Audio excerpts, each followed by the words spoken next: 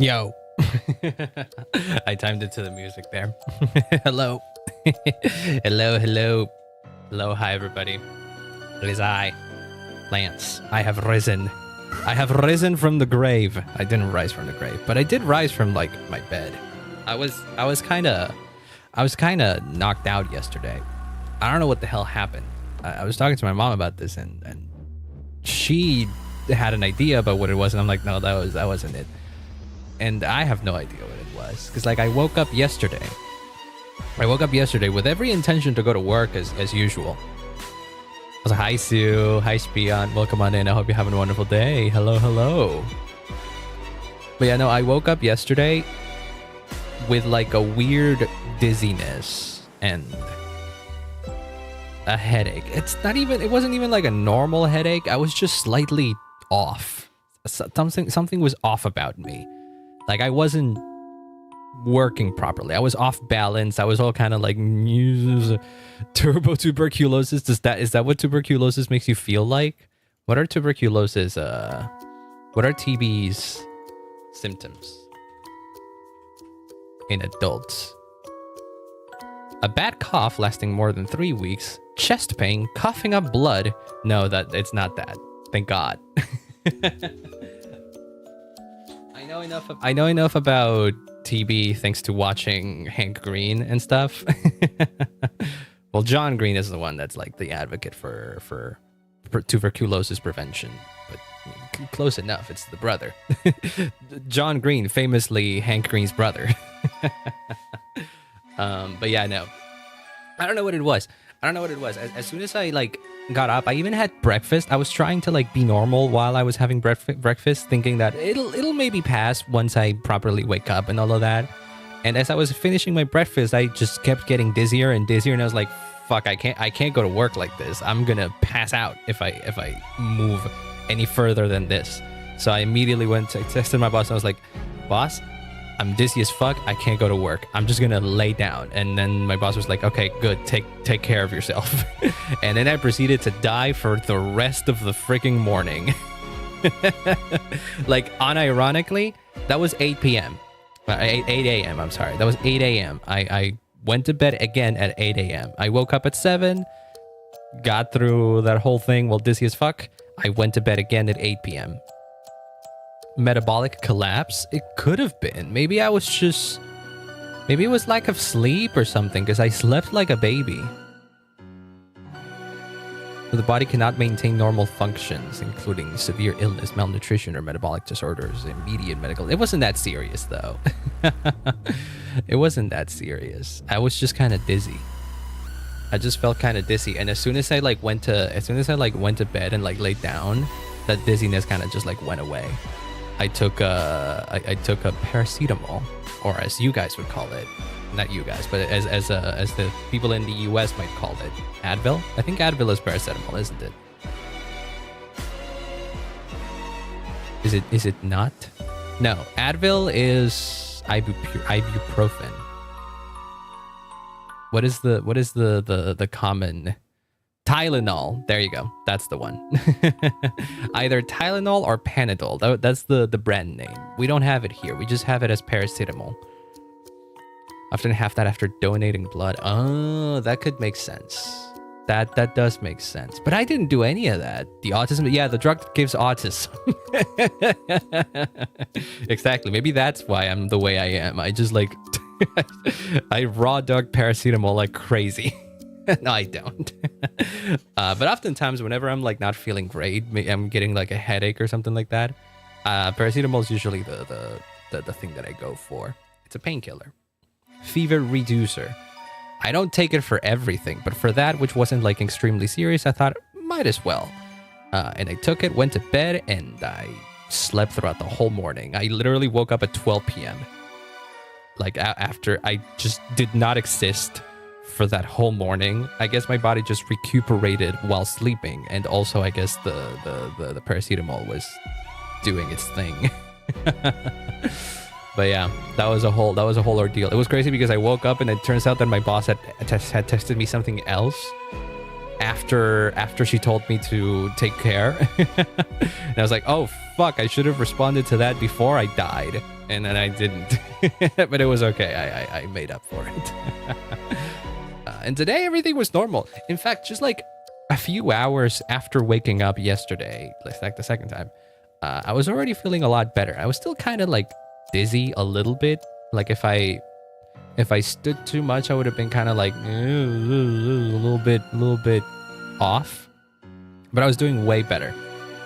And so today came around and I was doing incredibly well again. Well, not incredibly, but I was doing the same as usual. So I don't know what the hell it was about yesterday. Something messed up.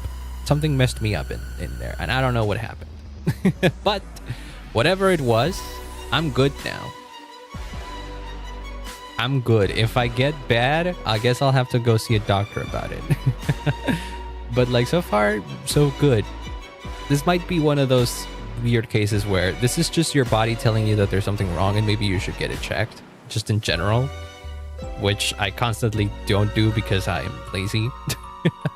But okay, I'll see if I can do something about it. Just a general health checkup to like see what good health I have what good health things I have to be doing that I'm not doing. Probably some physical activity. It could be that I did some physical. I played like a little bit of Beat Saber a few days ago just because I was in the mood for it, and I got tired, very tired. But I highly doubt it was that. It wasn't like intense physical activity after years of not doing it. No. So I don't know. Either way, I was supposed to stream yesterday, and for a second there I thought about streaming yesterday because I was feeling decent, but I don't know. I didn't want to stretch it too much. I didn't want to just be weekend on stream. And today I'm not weak at all, so we can stream as normal, which is good because I didn't want to postpone this once again. Because there's a ton of stuff that we need to do in Genshin. The event I hear is probably gonna be quite interesting. I might start the event today. I think I'm gonna do that. I think I'm starting the event, and I'm leaving the moon exploration for later or something. We'll see how it goes. I don't think the full event is out yet. Maybe we could do a little bit of both. But one thing that we will do for sure is pull for Sandrone. Oh yeah, baby. Okay, hold on here, baby. Let me see. Oh geez, gambling, exactly. That's what we gotta be doing. Gambling. Nah. What do you mean no? What do you mean nah? Jimmy, we are gambling. You can't tell me no. You can't tell me no. I've already made up my mind. I have the funds. In fact, I have considered doing something that I haven't done in forever. You see, Genshin, this game here, has this thing where there's a number of currencies that you collect as you play through the game. The main currency that you will be using to pull for characters are called Primo Gems, and those are the things that you get the most while doing stuff in-game. Like, open a chest, you get some Primo Gems. Complete a quest, you get some Primo Gems, so on and so forth, right? However, there's other things. That give you currency. Like, for example, pulling in and of itself gives you a cashback, quote unquote, in the form of stellar something. I forget what they're called. These ones, intertwined fit. No. Star glitter. They're called star glitter. Whenever you pull, you get a little bit of star glitter. Stardust. Stardust is the one that you use. Oh yeah, no, you get both. You get both. You get Stardust whenever you pull, which you can use to buy a few fates, a few pulls every month. 5 specifically. And if you pull a character you've already owned and all of that, you get Star Glitter. And I've been collecting Star Glitter for the better part of 3-4 years. Basically, I don't think I've ever spent all of my Star Glitter since launch. I think I might have spent some Star Glitter to buy some characters here and there. But yeah, as you can see, I have 1,392. And for reference, at most you can get like, what, 20 Star Glitter if you pull for a character you already own? Which means that I have 278 pulls saved up in here. I'm not gonna trade in all of these because that seems extreme. At most, you need 90 pulls to guarantee a 5-star. And that would mean that I have to spend 450. And if I lose 50-50, at most I'd have to spend another 90, meaning that I need to spend 180 of these. But that's in like the worst, absolute worst case scenario. Generally speaking, you can get lucky if you get characters at like 75 pulls, which means that I get to spend all of this. And I still have a lot of Primo Gems saved up. So I'm thinking maybe we spend a little bit of our hard-earned whatchamacallit, Star Glitter. Not all of it. I'm not spending all of my reserve, but I am spending some of my reserve because I think there's going to be a lot of characters in Snezhnaya that I'm going to want to get. I know who's coming out next batch is going to be Odette, but I don't think I'm pulling for Odette. I hear that she's going to be insane with Sandrone, which is the character we're getting today, but Sandrone is already insane on her own, and I have a really good team set up for her. So I'm not really like eager to get a premium support for her or anything like that. And there are other characters later down the line that'll come that are going to be more interesting for me, more specifically the Tsaritsa. But I don't know who's coming before the Tsaritsa. If there's going to be someone else that comes before the Tsaritsa, maybe I'm interested in getting them. But I think I'm getting 75 of these. I'm gambling on getting 75 of these. And if we lose 50-50, it's fine. I'm going to spend the primos after that. I want to save up as many of these as I can, so that's a lot. that feels wrong. That feels wrong that I just did that, but it's okay. I still have 1,000 left, meaning that I still have 200 pulls. It's okay. What is a gear if not a dynamic component? It's true. I never pull for the meta. That's what you gotta do. You know, you gotta pull for the characters that you like. Though there is a middle point, which is where I think I land. I will pull for meta if it's a character that I like. And it just so happens that a lot of the times I like characters that are meta. Like, for example, this is the strongest team that I got. This is one of the strongest teams in the game at the moment. Nefer, Lauma, and Columbina. And these three characters happen to be characters that I really liked, so I ended up pulling for all of them. And this ended up being a very meta team. However, I didn't really pull for them with the intention of going for the meta. If that was the case, for example, my Skirk team over here, where is it? Where's my Skirk team? Because Skirk is like the best example that I got of like me not pulling for meta. Skirk, I have 3 out of 4 of Skirk's best. Well, I have 2 of the best Skirk companions, if you will. The slot over here should actually be taken by Escoffier if you want Skirk to do the most amount of damage. However, I didn't want Escoffier. I didn't like Escoffier, so I didn't pull for her. And a lot of people were saying that Skirk without Escoffier was bad, or she was terrible, or she felt like shit. And I dared to disagree, and I run her with Layla, who is a shielder, and I also have Skirk herself wearing a weapon using a weapon that gets stronger if the user is within a shield, is protected by a shield. Which means that my Skirk is actually quite decent. She's not gonna like clear the hardest of content, but I don't give a crap because that's not what I play this game for. I will do the end game. I will do it every now and then, but I never do it in like the hardest difficulties. Trash just Sims until I fell in love with Navi, who just happens to be strong. And Navi I even fell off for a while, actually. It wasn't until recently that Navi got a little bit of a resurgence. And part of the reason why I kind of want Navia nowadays is because you can make a pretty good team with Navia and Columbina. Like, Columbina enables a new type of reaction with Navia that is very fun and makes her very strong. But sadly, I don't have Navia. She's one of those characters that always like slips away because there are more interesting things for me that I want to get. I mean, for story and exploration, exactly. That's mostly me as well. I am mostly an exploration lore type of guy, but I still play daily and I still like chase the end games and all that kind of stuff. I just don't go super hard on it because I'm also not great at the game anyways. But that being said, we need to go pull for Sandrone. But I don't know what the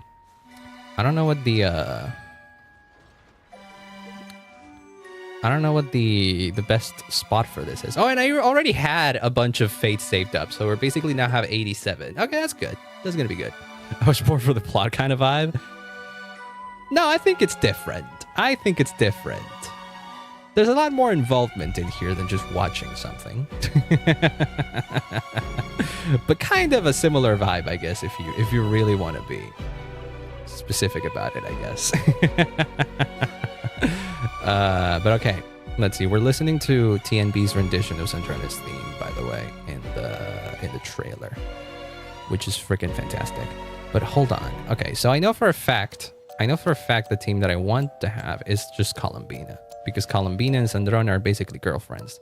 They're the gayest characters this game has had since freaking, I don't know. I've never seen so much Yuri in Genshin since these two started popping. Oh, you know what? No. You know what the other Yuri couple used to be? Well, they still are. They just haven't shown up in a while. Beidou and Ningguang. I haven't seen as much Yuri in Genshin until now with Sandrone and Columbina and Nefer and Lauma too. Our popular ship. There's so many couples. Are there that many though? Like, okay, let me think. Let me see. Who else is there? Sanbina Speak. I do love them together. They are very fun. Wait, but who else was it? Who else had a Yuri pairing? Let's see. Oh, there's also Inefa and but that's also not Cry. Inefa and what's her face? Arlecchino and Columbina? Inefa and Yahoda. Yeah. Inefa and Yahoda is also quite peak. Let's see. Before that, there weren't that many. Navia. Oh, Navia and Clorind. Oh, that's pretty Yuri. That's kind of doomed Yuri too because of their history. And then Natlan. Natlan didn't give us a lot of Yuri, didn't they, huh? Natlan didn't really have that. Arlecchino and Farina? That's a ship. Do people ship them? I guess I could see why people would ship them, huh? Clorind and Navia, yes. I feel like Notcry has been the most Yuri, though. Like, there's 3 different ships in Notcry alone. You could do the Yuri between you could do Yuri pairing between Yae Miko and Raiden Shogun. That's probably a popular one. I love that I said that. I love the way I said that. You can do the Yuri. That felt very old man of me. Listen, Jean, that's a classic one. That's a classic one, I'd say. But I'd say that people ship Jean and Diluc a lot more, probably. And yeah, the classic one, I think, to me is Ningguang and Beta. That was like the first one. I was like, that's Yuri since 1.0, baby. And Beto has gotten a resurgence because Beto has got a lot of buffs. In fact, when I get Sandrone, because we will get Sandrone, I'm going to put Beto in there. I'm going to put Beto in my team. My team is going to... This team is going to sound crazy if you're someone that hasn't been playing Genshin for a while. I'm going to put Sandrone, Yae Miko, Chi-Chi, and Beto in the team. Actually, Chi-Chi. Like, my C6 Chi-Chi is actually going to be really good in that team. Well, not yet. I have yet to build my Chi-Chi, actually. I didn't do enough preparations for this. Because, again, I wasn't thinking that Chi-Chi was gonna be getting a resurgence or anything like that. But, yes, I am absolutely leveling up Chi-Chi for this. We're gonna have to fight this boss. Oh, I do have enough to get the Ascension, though. I can make a craft. I can craft 9 of these. Daya and doing your sword. Oh, I guess I haven't been considering the NPCs. You're right. That's a good point. Okay, hold on. Let me mark her as a favorite. And then also check here. And leveling up. There you go. I don't know exactly how I'm going to build her yet, but... 2 NPC girls in a quest with a whale skeleton in Inazuma. Oh god, it's been so long. I don't know what that is. I don't know. I'm pretty sure I must have played that. I played most of the major world quests. You'd think I'd know who that is, but who those are, but there are more. Well, most definitely. But like in terms of like main characters, I definitely feel like Notcry was the patch that was the region that gave us the most Yuri pairings. I don't know, it feels that way to me. All right, where do we go? I know that if I go to Fontaine, I'm likely going to trigger a quest or an event or something, because I do know that there's an event going on, which is fine. I do think we could be doing the event, but like, oh geez, it's been a while since I've been in Fontaine, actually. Where would I be going, actually, in Fontaine? I know that... The Narcissan Croix Ordo? No, that doesn't make a lot of sense. That doesn't make a lot of sense, does it? I'm gonna look this up. Hold on. I'm gonna look up Sandrone Pulling Ritual. Somebody must have come up with a better place to... Will I put freaking... My Sandrone Pull Ritual. 10 essential steps before summoning. Yes, please. I just need to know exactly where people are pulling. No.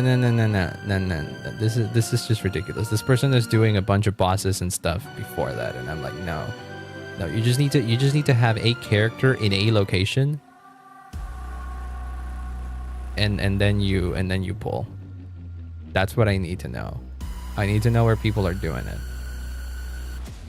The knockout ones were the most popular one? Potentially, that could be the case, yeah. Where are you? In like the Fatui base? Oh, this video means nothing. Consider different my Sandrone pulling ritual.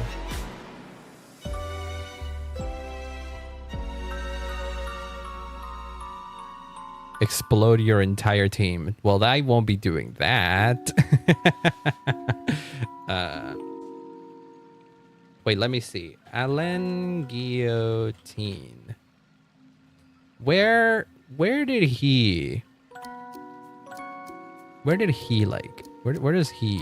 fit in all of this? Where do you land exactly? Because you're Sandrone's creator. Fontaine's Research Institute. Where is the Fontaine Research Institute? Fontaine's Research Institute. Okay, I remember that place. Fontaine Research Institute is up here. The new Fontaine Research Institute. But I guess it was built in the same place. It was built in the same place as it used to be. Theoretically speaking, Sandrone's remains, I think, were taken here, if I recall correctly. I'm pretty sure Sandrone's remains were taken straight up here. Is that correct?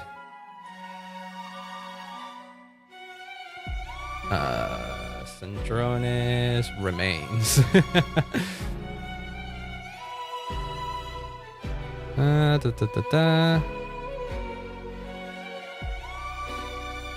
Arlecchino explains what happens to Sandrone's dead remains, which sounds crazy to say because she's a robot. I think they were supposed to be taken to the Fontaine Research Institute.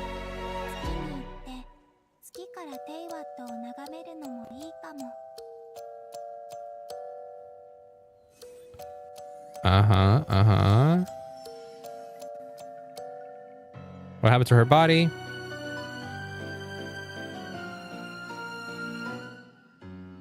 Yeah, to the Fontaine Research Institute. So that's where we're going, and that's where we're pulling. So Sandrone is literally is here. Oh, by the way, Genshin has automated control swap now. You can swap between keyboard and controller. Look at the side. Look at the difference in the GUI. It always bothered me that you couldn't do it automatically, but now you can. So pretty cool. What's this?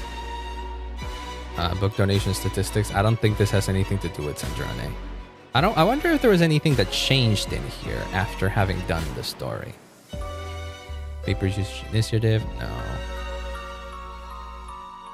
I wonder if there's a better spot. This is what's left of the Fontaine Research Institute, sadly, after a big ass explosion that happened early on. But this is where Sandrone's remains are supposed to be. So I think this is going to be the best spot. Columbina came here to wait for her girlfriend to show up. So what better way to do this than just freaking go for it. First pull. Here we go. Not much. Just the TED. Just that. That's okay. See, this is what we want, right? Oh, I haven't actually gotten C6 Femine. Okay, well, that's good, I guess. Something changed in Sandrone's room and not cry. That is true. That I remember actually seeing. Maybe we could go there too. I prefer this method though. Canonically, Sandrone ended up here. So if we want to bring her back, this is where we have to come, right? Because this is where she's gonna be. Second pull. Still no early. That's okay. A Witsith? That's not good for me. I have like 1,000,000 Witsith. Oh no. Third pull. Oh, hey, Beto. There you go. Well, I do have Beto at C6. So this is nice. We get 5-star glitter for that. Oh, and my Sayu's not C6? Huh. cool, I guess. Again. Is she? Oh, Sayu's not even a 4-star in rate up. So, all right, I'll take it. 4th. Okay, not a 5-star again. Another Fremine. Cool. I wonder what my Fremine's constellation is then. Holy crap. Oh boy. Okay. 5. I did a single pull, didn't I? Why did I do a single pull? Whoops. 5. Still nothing though. Ah, but a beta. I'll take a beta because that gives me basically a single refill. A single extra pull. 6? Did I count correctly? Oh boy. She's really making herself wait. Diona. My Diona is C6. Alright, maybe this is soft pity already. We'll see. It wasn't. She's making herself wait. Jesus Christ. Okay, well then. Belle. Well, Sandrana is Claymore. So maybe that is a sign. I don't know.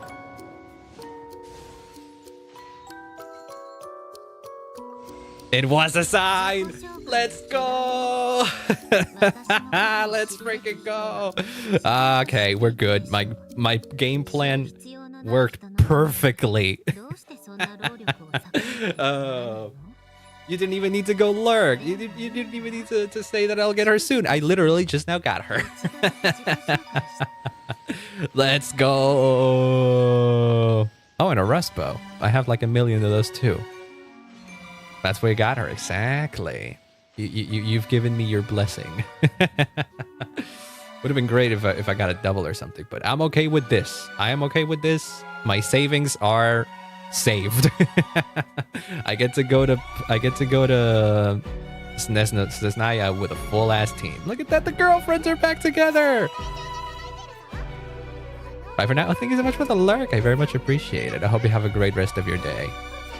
We've been invited to a tea party, right? Because she has like a whole tea party mechanic. Right. Look at that. We could just we could do this.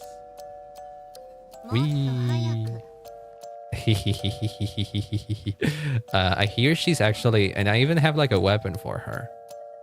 I think she works super well either with mailed flour. Either with mailed flour or the Snezhnaya craftable, which I don't have, but I could absolutely make. But mailed flour is already like a good one that I have. Just like waiting around that nobody's using. Within 8 seconds after elemental skill hits an opponent, their attack and elemental mastery will be increased by 24 and 96 respectively. That does sound good for her, given her gameplay.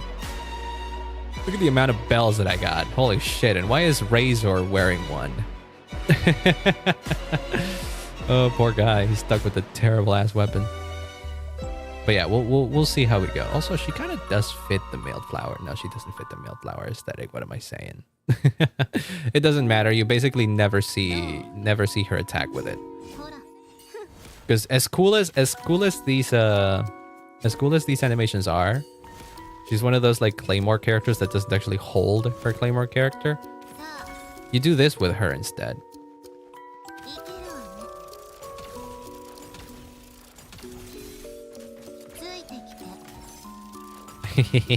This is why she's so fun. She's basically like a turret character. It's very fun.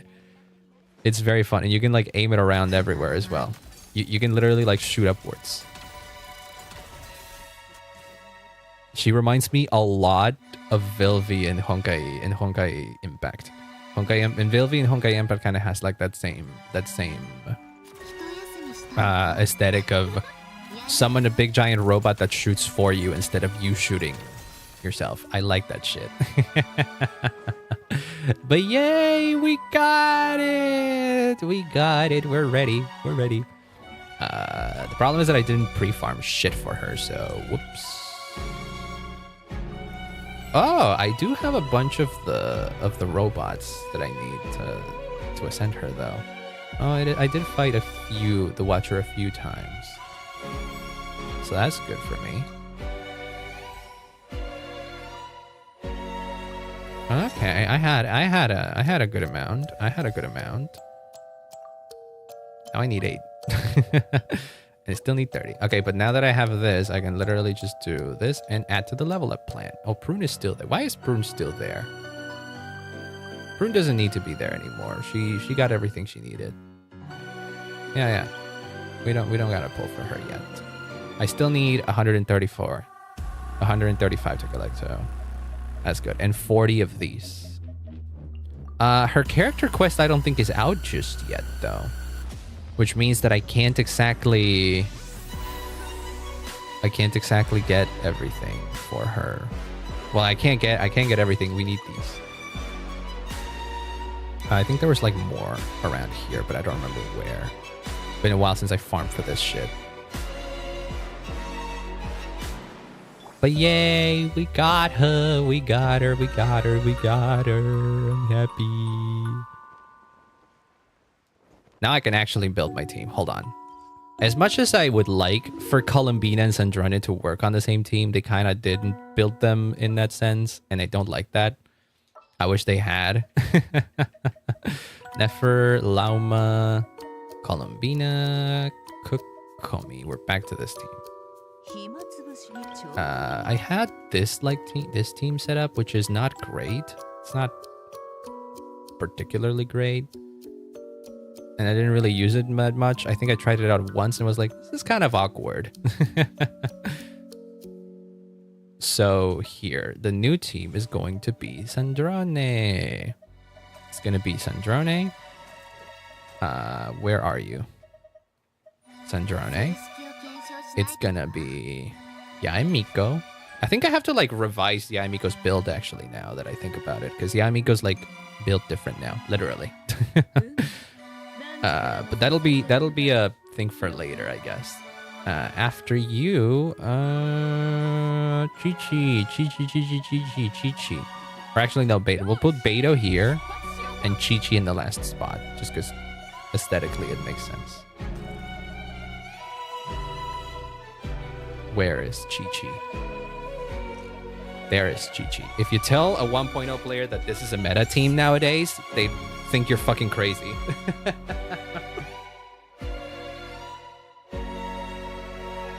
But alas, it is.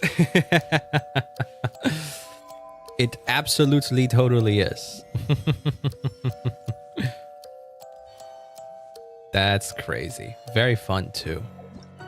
I tried out that team. Well, I didn't try out that team specifically. Oh. It is recommended that you complete Sunny Summer Fontanalia for the best experience. You receive an invitation from Sandrone. Okay. It is recommended, you say. Well, I'm not reading that then. This is Witch's Revelation. We also need to do this to activate the buffs for the characters. That's true. There's a bunch of stuff we need to do. But to begin with... Wait, what? Oh, right. Sandrone has a... Oh, and your constellations as well. Oh, wow. You were C1. Oh, damn. And what about Sayu? What constellation was Sayu? Sayu was C1 as well. Damn, I thought I had more constellations of those two, huh? And then of you, first off, we need to put you... We need to give you the star. That way you show up there. And then in here. No, here. We get this. And we get this. How many do I have? No, not that. Have 4. I don't have enough to do a temple on the standard, sadly. But yay! We're good. We're so back. We are so back. And we need another one of these. Okay, so considering that the teapot thing, the tea party thing, actually wants you to do Summer Sunny Fontanalia, meaning the event, I'm thinking the event is actually one of the main things that we need to be looking out for. You might run into some old friends there. Should we meet again? Is part of the event actually witnessing Sandrone return? Is that what it is? I mean, it's the thing that came out first, right? Oh, we can turn off the music, by the way. As much as I like this BGM, we've heard enough of it.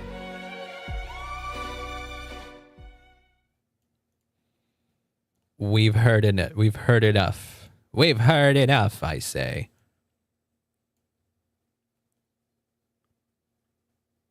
Stop it. Stop it. Stop it. There we go. And bump up the music in-game. We're back. Yay. So I guess we're doing the event.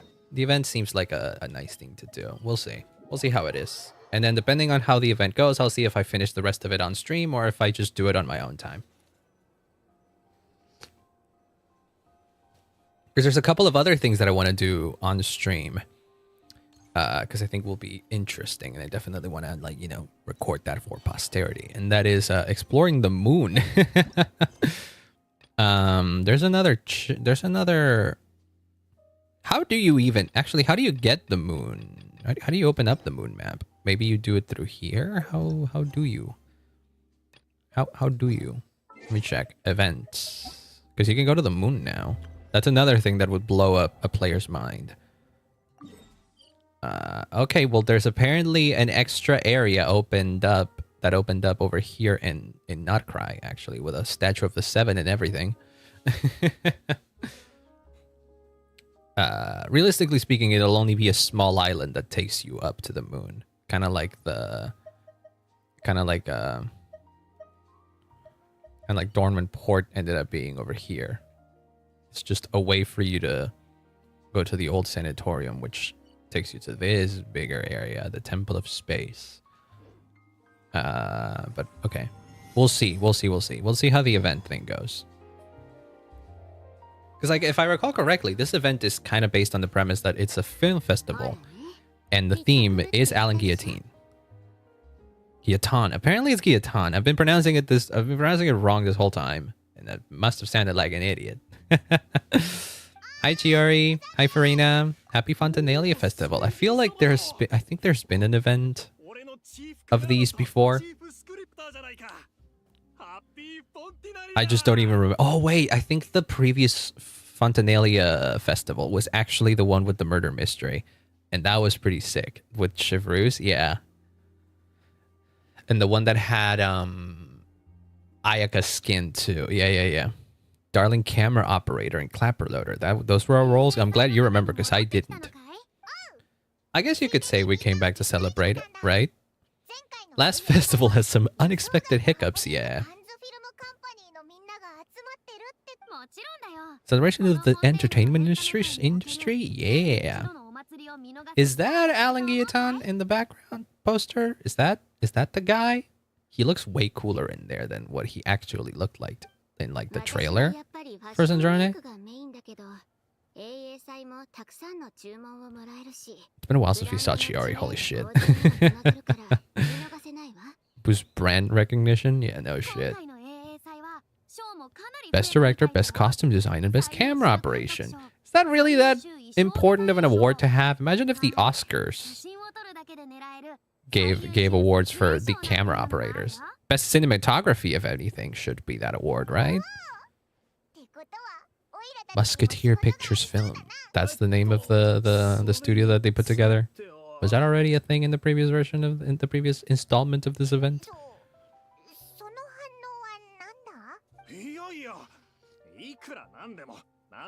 Again. Musketeer Pictures is more than enough funds to shoot without investors. Really? How fucking loaded are you? So, hi, Cax. Welcome on in. I hope you're doing good.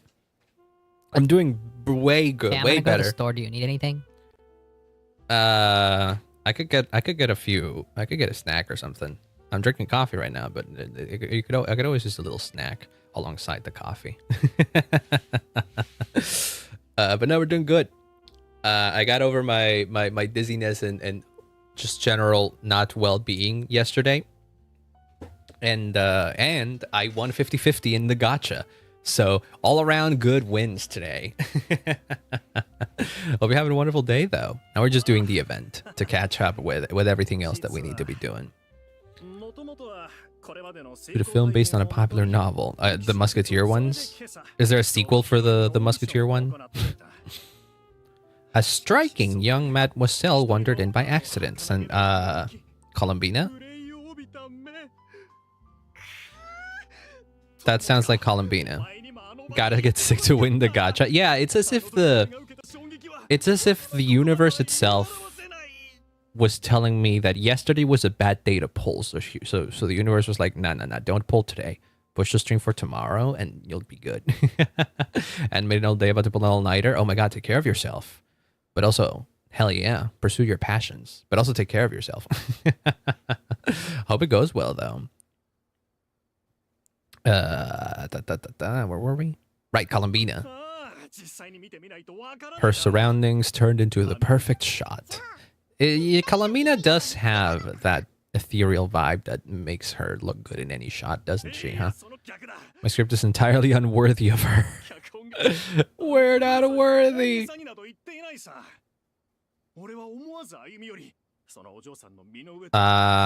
Sandrone brought her to Fontaine, most likely. Her best friend was gone. After returning to her own homeland not too long ago, she decided to visit where her friend was from to remember them better. This is actually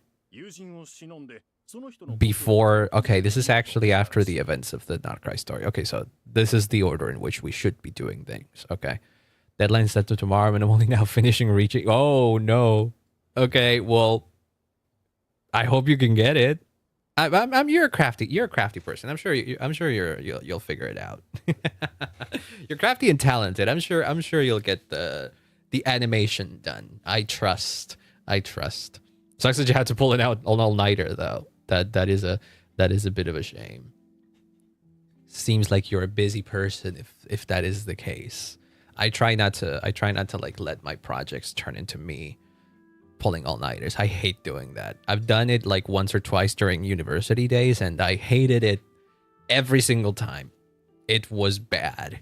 It was bad no matter how we sliced it. And it was...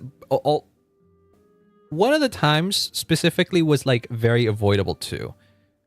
Like it was a group project, but we spent a lot of time during that group project doing everything but working on that project. And we ended up pulling an all-nighter to finish it. And that was entirely avoidable. But I think the other day that I ended up pulling an all-nighter was because the schedule had gotten cut short from us, and the semester was going to end a week earlier than planned, so everybody was just scattering to get their projects finished. So that was actually a moment where we needed to pull an all-nighter, otherwise we would have been fucked. But yes, those were the two all-nighters that I pulled, and I did not like a single one of them. Nowadays, I will pull an all-nighter. No, I will not pull an all-nighter. At most, I will stay up till like 3 a.m. playing video games. Is there an anime convention? I got other projects to do after it. Oh, okay. I see. Yeah, fair enough. Well, I know you. I'm sure you should know your work ethic more than anybody else. So if you can pull it off, I'm sure you can pull it off. Yeah, this is Columbina, by the way. We're talking about Columbina here. Why not cast her as the lead in a film centered around her search? You're gonna rewrite the whole script with like... I mean, writing is something that you can do quite fast, but at this point in production... work ethic is just to get shit done and cry in a corner. Crying in the corner is actually a necessity, actually. It gets you like prepared for the next task. it's like a body reset. you need the like experience of being in rock bottom so that you can bounce back from it like stronger than ever.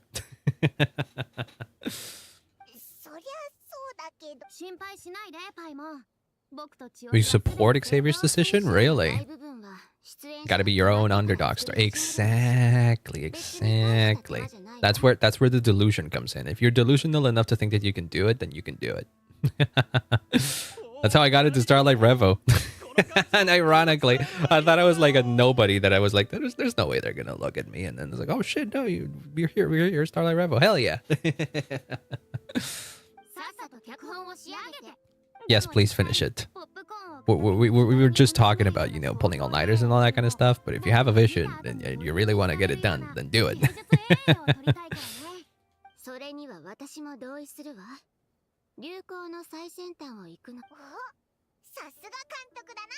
The artistic passion of everyone is inspiring. True. Seeing everyone be passionate does make me want to be more passionate. I mean, I am passionate enough. I'm just lazy. Rainy didn't even expect people to sign up. True, that did happen. There was like, what, 100 or something applications? That's crazy. When I applied, I was also thinking that there weren't going to be that many people applying.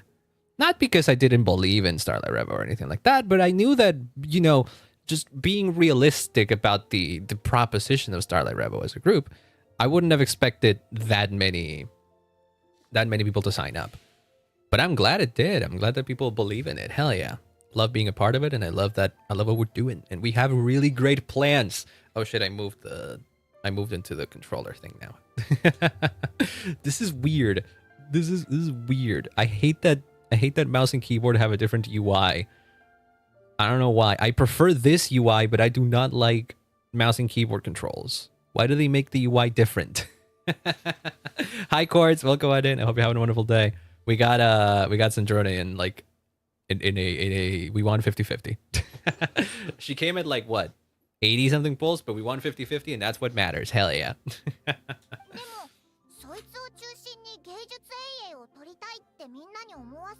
Not a content creator, simply enjoy supporting them. So hell yeah. You're usually like, oh really? Hell yeah. We love to see it. That's awesome. That's great. That's great. I think a friend of mine, Sarul, was also like I don't know if I don't think they were friends, but I do know that he knew Liliana from before Starlight Revo, so that's pretty cool. Let's go. Yeah. Hello. Hi, Columbina. Hi, Columbina jump scare. Columbina. Heard you talking about me, so I came over. So you knew this was about you, huh? Yeah, she's only the moon goddess of Teyvat entirely. I could see under the eyes of like a normal person that Columbina would like inspire someone to just like, because Columbina is the closest thing that the normal people of Teyvat will see to like an angel. Like unironically, she just looks like an angel. So I could see why people would be inspired by her, just like by seeing her just like walk around. Yeah, it seems a lot more reasonable, huh? It's just Columbina does kind of just exude this angelic aura that just inspires people.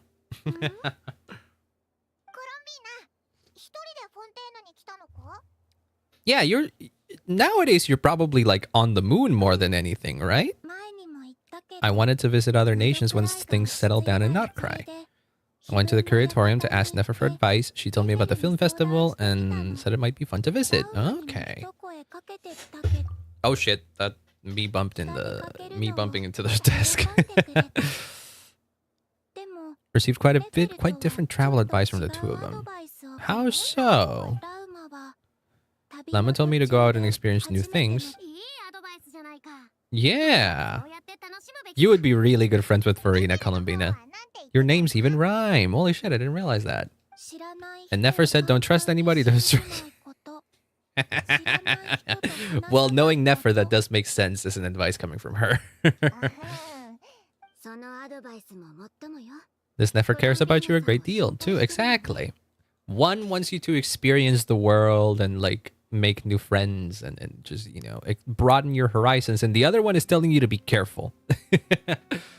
So I think Nefer wouldn't necessarily disagree with Llama's advice. Actually, she would disagree if she knew that advice came from Llama. But also Nefer's advice does make sense. You can't just be friendly with everyone. You gotta be on your toes. You never know what's gonna happen in a place you do not understand. I don't know what the crime rate of Fontaine and other places in Teyvat are, but you gotta be careful, man.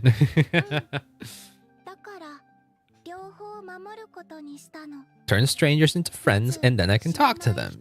Yeah, but like not every stranger. Be careful with that. I was gonna suggest that a middle point between the two would make sense. Yes, but like, not like that. Make friends when it makes sense to make friends, and be careful when it makes sense to be careful, you know? A superstar. Oh my god. Why is she a superstar? Was she like the protagonist? Oh yeah, no, she was the protagonist last time. Oh my god, Columbina saw a friendly punch. She's gonna do it. She's gonna do Risley! Or Risley? Risley. It's Risley. The Duke gave his blessings. I cleared with the Iodex during the festival. Inmates with good behavior will get a chance to spend some time on the outside. Oh, how nice of them. I gotta figure out what to do with Risley. I heard that Risley didn't get the best of the buffs in the latest round of buffs, but I still kind of want to see what you can do with him. But I've also heard that Odette, for example, the character that comes out next batch, is going to be really good for Risley. But I don't want to pull for Odette just to make Risley work, you know? So I may figure out what to do with Risley. Like, I'm assuming Risley and Yai are already going to be a decent enough team, right? Like, it can't be that bad. Yay! Veronique and her brother will be... Were those characters from the previous Fontinalia festival?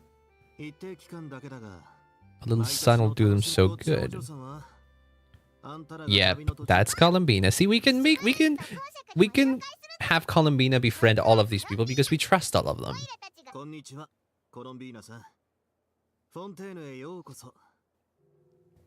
I'm sure people know about the events of Notcry, right?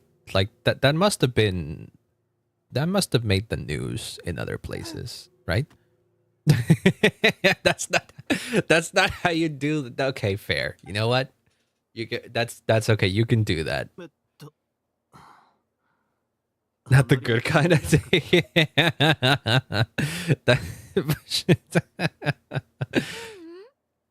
You were supposed to do that to someone that's like a bit friendlier with you, and it's supposed to be like, "Oh, stop it, you." It's okay. She hasn't had a lot of human interaction this whole time, so the people are kind of just wanted to become friends as fast as possible. Aww. Yes, it was. I mean, a bit premature, exactly. You got the right idea. She doesn't have that much experience with people, okay? We're seriously gonna go around punching every single person at Fontaine, right? How strong was the punch?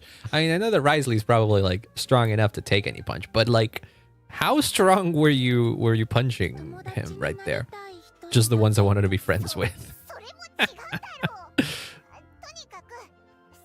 Yeah, it's like a friendly punch. Quite the character indeed. You can be friends, but not because of the punch and not immediately. But you also have the benefit that the traveler, is right here, so by proxy, that makes us good friends. Don't do the punch again. Did you do the punch again? Alright then. You sure know how to pick him. Yeah. What can I say? The lead actress. Is she actually going to be the lead actress in the movie? Is she down to do that? I don't see why she wouldn't be. I don't think I'm quite as many scenes. Oh.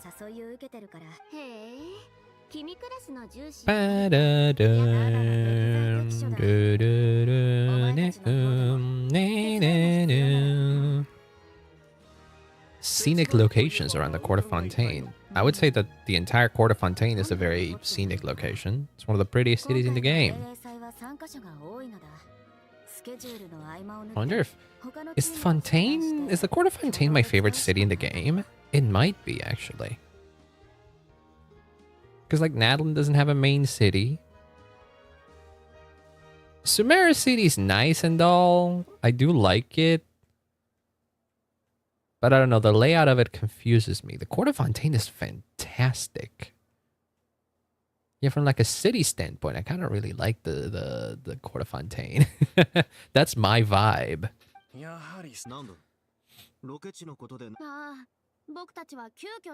Indoor locations we reserved are no longer a good fit. Oh. The prison? It's not the prison?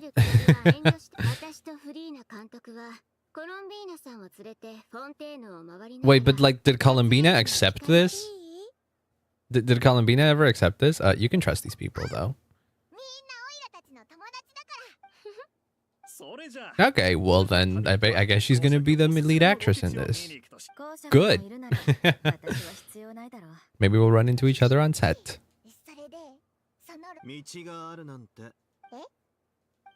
But we're not going through a road.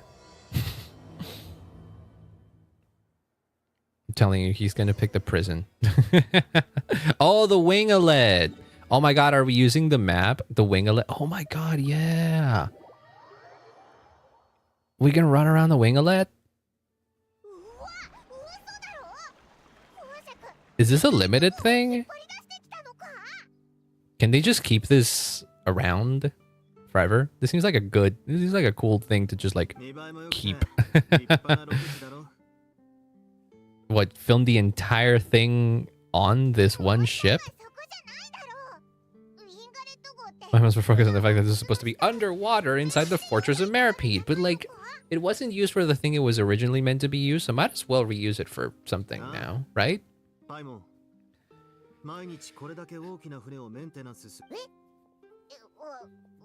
Just sat there until you needed it. What is it being used for, if not what it was originally designed to do? This feels like a lot of work to just throw out after it ended up being not useful. We decided to rent it out during the festival to earn some extra mora. Smart! Seeing the fruits of their labor put to use in a good form of social rehabilitation. Ooh, nice. You got any idea? Director son? You got it? Okay. Or Monsieur Director. Sorry, this is Fontaine.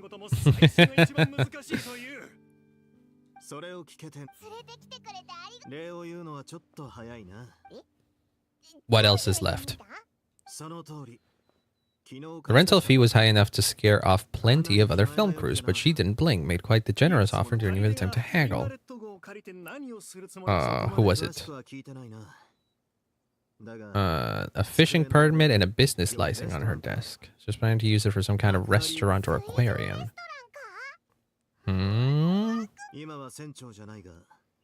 It's always nice to see her being admired.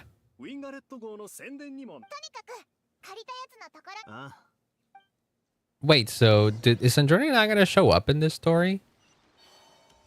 Is that what it is? Because if so, I kind of don't want to do it then. Give me one second. I'm gonna close the window real quick.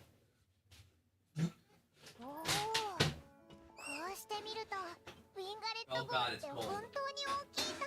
Oh shit.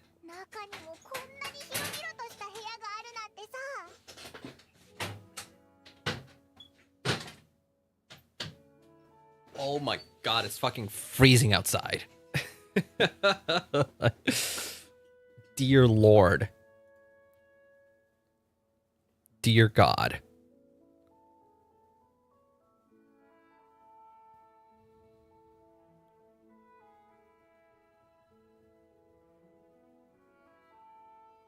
All right, I was just checking my messages to see if there was anything important. Seems even bigger up close. It was, if anything, it seemed it's smaller than I thought it was. Maybe I don't remember. I remember it being bigger in the cutscene. Did Sandrone rent it out? Why rent such a massive boat just to have it sit here? Oh, Sitlali did. Why would Sitlali rent this? I saw this. All right, I forgot about her skin. Oh, she's cute. Aquarium's closed for the... Oh, crazy animation. Here we go. Look.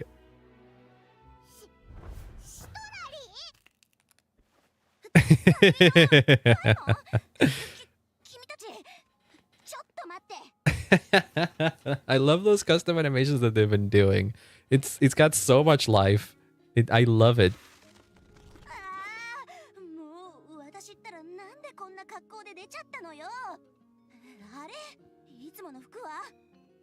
Dude, that is so detailed. Genshin never used to do some stuff like that. They've gotten really good at like animating. Oh my god.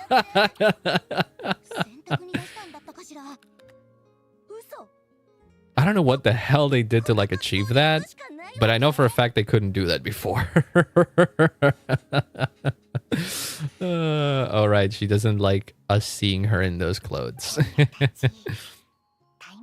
Yeah, she was just waking up. She's in her PJs.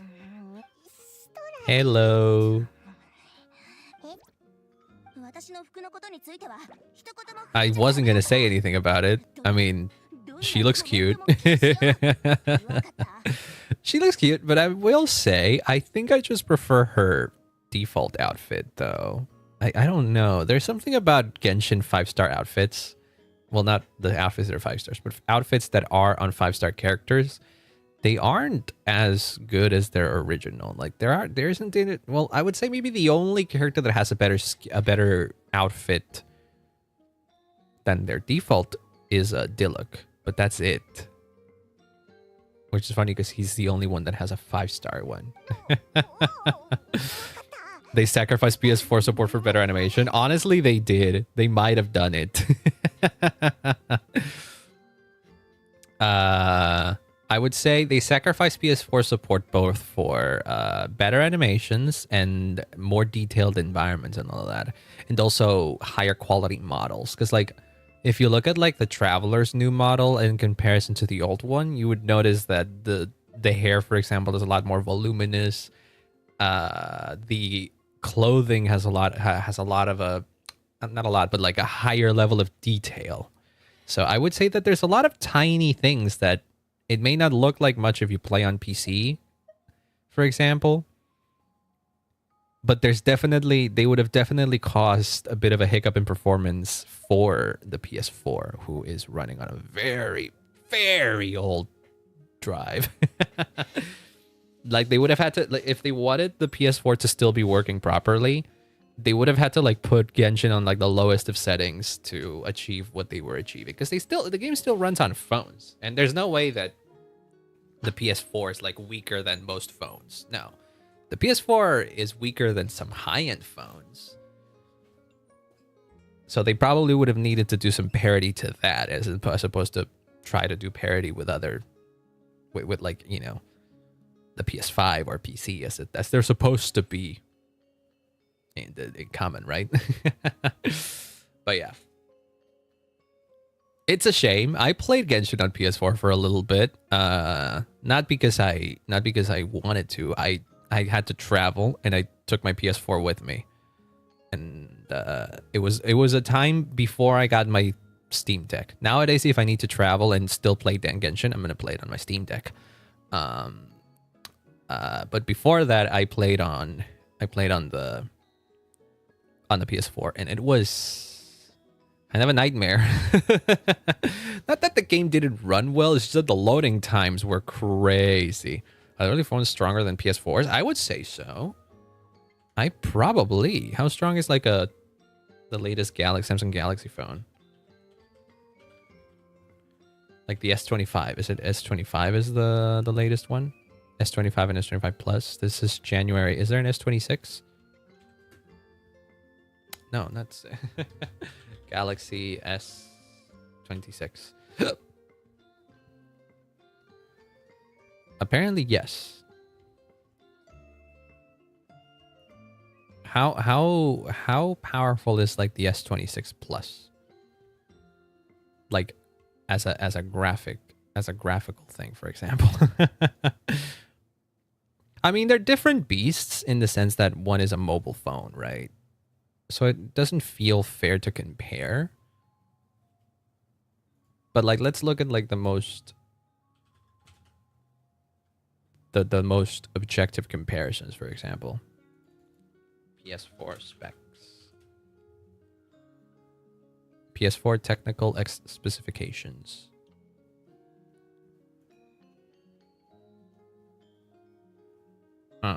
Let's see. For one, the CPU of the PS4 ran at 1.6 gigahertz, whereas the CPU of a Galaxy S26 is a dual core 4.7 gigahertz. How many cores was the 2 quad core modules? Okay. The S26 has an octa-core CPU. Or wait, no, 1 octa-core and then a 10-core. Oh my god, 2 of them actually. GPU is kind of hard to compare because they're completely different type of beast. How about of RAM, for example? The PS4 had GDDR5 in RAM, and it had 8 gigabytes. 8 gigabytes of GDDR5. What's the memory? Well, the memory is different. It isn't GDDR. It's just RAM. Actually, I don't know which one would be. No, it can't be DDR. I don't know what the denomination of mobile RAM is. But it's 12 gigs. So that alone is already better. I would say that in specs wise, like raw specs, a Samsung Galaxy S26, which is a modern phone, literally came out this year, is stronger than a PS4. So it will run Genshin way better than the PS4 could have been running it. But that's like a modern phone. I'm sure there's like some phones that can still run Genshin that aren't as powerful as a PS4. But then again, Genshin is optimized differently for mobile phone, so it's a whole thing. I think it looks cute. Yes. Oh, you're still reading my mind thing? Okay, there we go. Well, I didn't say anything.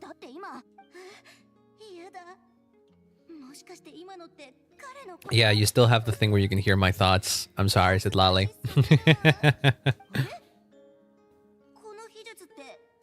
I didn't hear a thing. Hi, Luna. Welcome on in. I'm having a lot of fun here. I hope you have a wonderful day. I got, we just pulled for Sandrone early on, and we won 50-50, which was awesome. Hey, thank you so much for the follow. And now we're just doing the story. Not the story. We're doing the event. For lack of a better thing to be doing, I guess. Paima's not following here. But more specifically, now I was just gushing about how insane Genshin's animations have been gotten, because how freaking animated Sitlali is here is just insane. I'm surprised you with something? With what specifically? I do like surprises, as long as they're like, you know, good surprises. Hey, thank you so much for the sub. I very much appreciate it. Hey, welcome on in. Thank you. After the Prime, you only really get one of those every month, and I appreciate that you chose to use it on me. Thank you for that. I very much appreciate it. Welcome on in. You can enjoy the emotes of the little guy that I got and of me.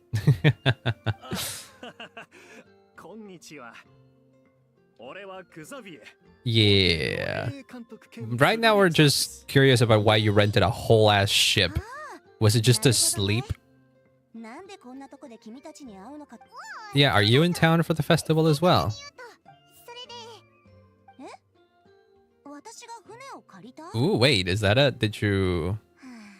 Oh, no, I thought it was a... I thought you started a hype train. I think it wasn't that. No. It was just a sub goal. But hey, I very much appreciate it. Wait, did you not rent it? What were you talking about? Me rent a boat? I wish I kind of had that... Okay, no wonder. Yeah, no, I was thinking there's like... It seemed pretty expensive to rent out this entire ship. Was it Sandrone then? That was my original theory. Then who? Why are you staying here? One of my favorite light novels was turned into a film. Oh, Citlali or Sandrone Kigurumi cosplay. Ooh, Kigurumi cosplay. I am fascinated by Kigurumi cosplays. Some of the better ones that I've seen look uncanny, but I really like it when they're pulled off well. And if you do, but like for question, if you do Citlali, would you do this new skin of Citlali, or would you do like the original look of Citlali, the original outfit? Because I personally prefer the original outfit as opposed to this one. I think this is cute, but I don't know. I just prefer the original. The original? Okay. Both would be good. Both would be good. They're both nice.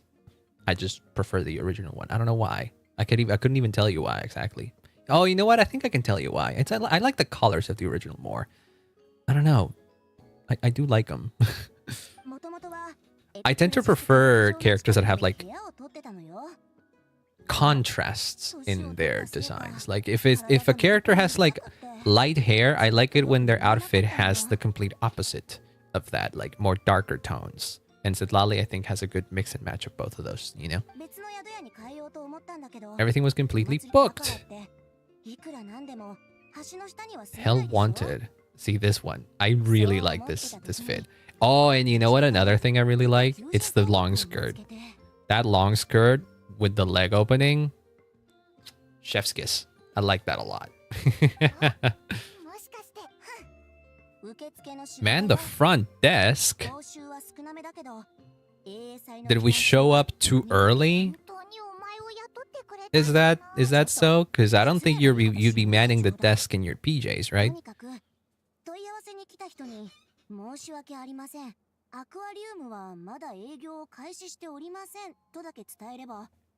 I'm starting to think Sandrone did actually rent this out.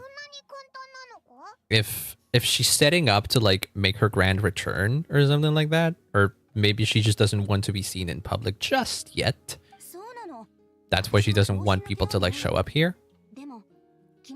There's nothing but empty tanks, not a marine animal in sight. That never came up. You could just ask her.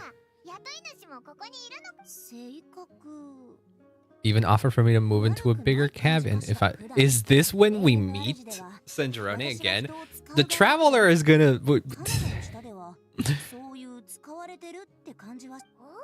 Like, for all the Traveler knows, she fucking died.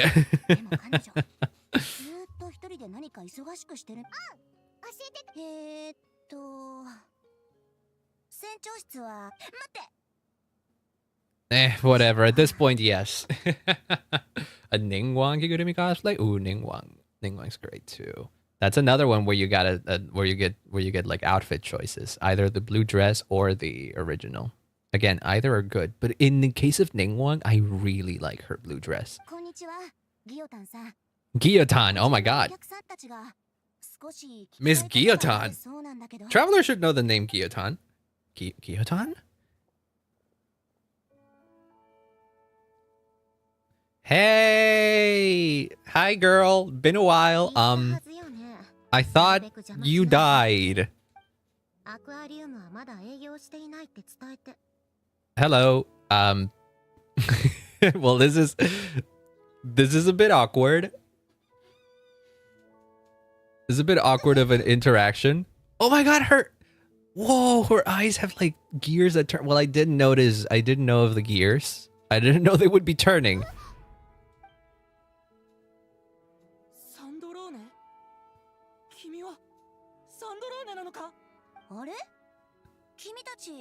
Yeah.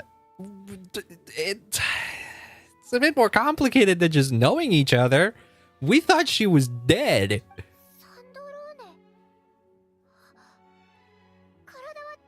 That's crazy that this is where the meeting happens. Is this a limited event? This is a limited event. This isn't permanent.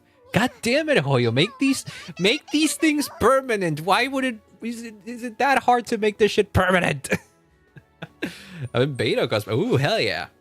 Like literally right now? Do you just like hang out on character cosplay on the daily? If so, I mean, if it's comfortable for you, sure.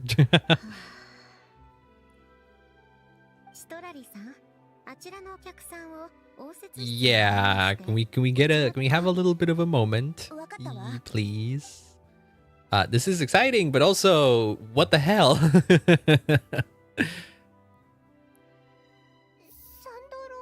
Is it really you? You were trying to lay low, but alas, we are a troublesome bunch.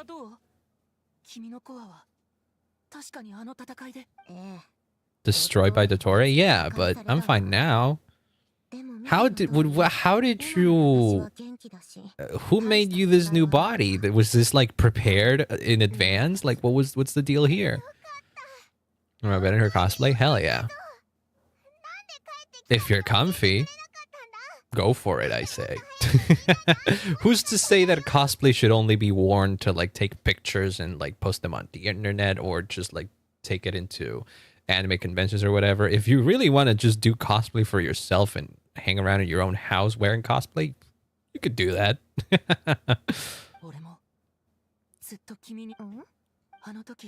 Thank you for saving me. Aw, yeah, like unironically, the first Dottore fight would not have gone as well as it did without her sacrifice. At least save you so we can complete that formula. She's doing the tsundere thing.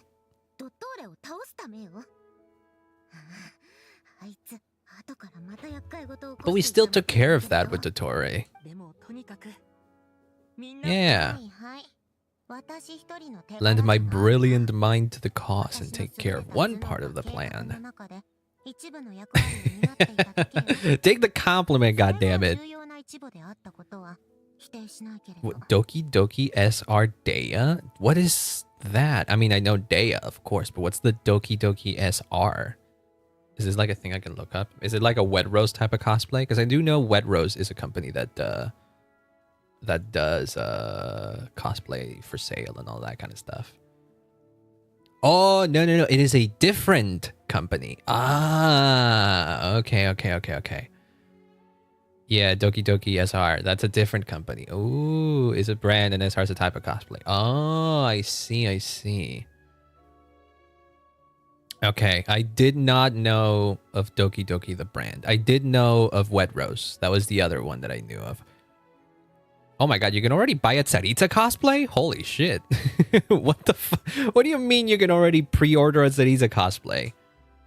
Her full body isn't even out. They're gonna have to like guess what the back of her dress looks like. Well, no, actually, no, you can kind of get a glimpse of how she looks like from the trailer. So I'm guessing you can pull off a decent cosplay of the Tsaritsa already. Quality, it's I see. They seem to be doing good though. Apparently they have like global delivery and all of that, and they do male cosplays as well. You can wait. What could I get, for example? Do they have a Zhongli cosplay? I always kind of wanted to cosplay Zhongli. I feel like I don't look as good as Zhongli does. Wait, there's a casual Zhongli. Oh my god, I would wear the shit out of this. Dude, I'm not like big into cosplay, but I like the idea of casual cosplay. Dude, I would wear the shit out of this. Look. You got me locked in on this now. I would wear this. I would wear this for sure. Like this is fucking sick. And there's another one for child here, but I prefer the Zhongli colors. It's like a jacket and a suit and tie that are like themed for Zhongli. So it's like casual cosplay. This is really nice. Oh, look at the design in the back too. That's really cool. And I think this is actually in Argentinian pesos, which is my currency. That's really cool. These are nice. I didn't even know these were like an option. I would feel much more confident walking around with one of these rather than like full-on cosplay in an anime convention. Hell yeah. That is drip. That is drip for sure. That's super cool. Like, I honestly might do that. Gotta do female cosplay one time. I don't know, man. I don't think I can pull that. I don't think I can pull that off. I do think there's like other men out there that look better on female clothes than I do. Is your Genshin main? I don't quite have a Genshin main. It rotates. Like I like playing.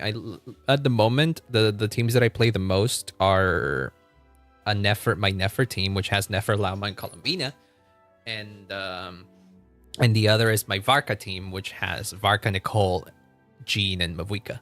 That's my team. So yeah. Does one still have a female body? Hell yeah. Hell yeah. Oh god. Wait. I'm getting a lot of messages. Oh, it wasn't anything. It was just notifications for other things. But yeah, be proud. Hell yeah. Wait, no, I gotta mention. Hold on. What is that? What is that? A male. Oh, okay. I see. But still, that shit takes time. No one can transition immediately. What is that? I got tagged on like a Persona 5X type of thing. Oh well, we'll see about that later. All right. Let's see. Right, she was being tsundere about not being all in that important.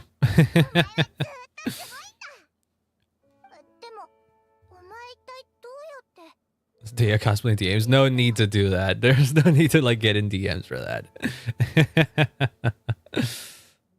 just a heads up that it's not like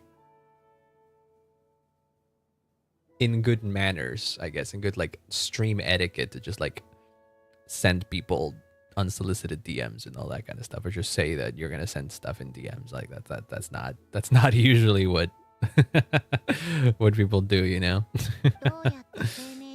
Yeah, be careful. Don't just go randomly sending DMs to people who you don't know just yet. You're free to hang out and chat though.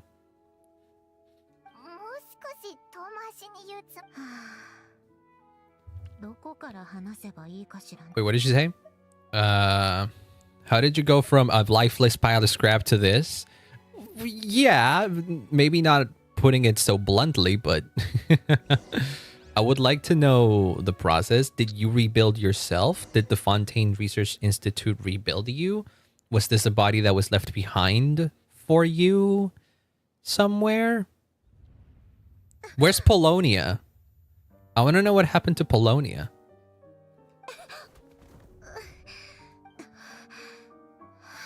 Oh, what the heck? You just gotta... You just woke up? Wait.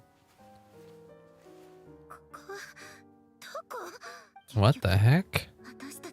Gotta go sleep? Oh, don't worry about it. Thank you so much for the sub once again. I hope you have a great rest of your day. Or a good night's sleep. Not in one of that lunatics experimental labs, aren't I? This does feel like one of those, but it's Fontaine. Yeah. I'm guessing you had a plan for it. Well, yeah, no, I'm guessing no. We knew she had a plan after the Dottore fight. She knew she wasn't gonna make it, most likely, so she devised a plan to be sent to for whatever was left of her to be sent to the Fontaine Research Institute. I don't know if that meant that she expected to be rebuilt, but at the very least, yeah.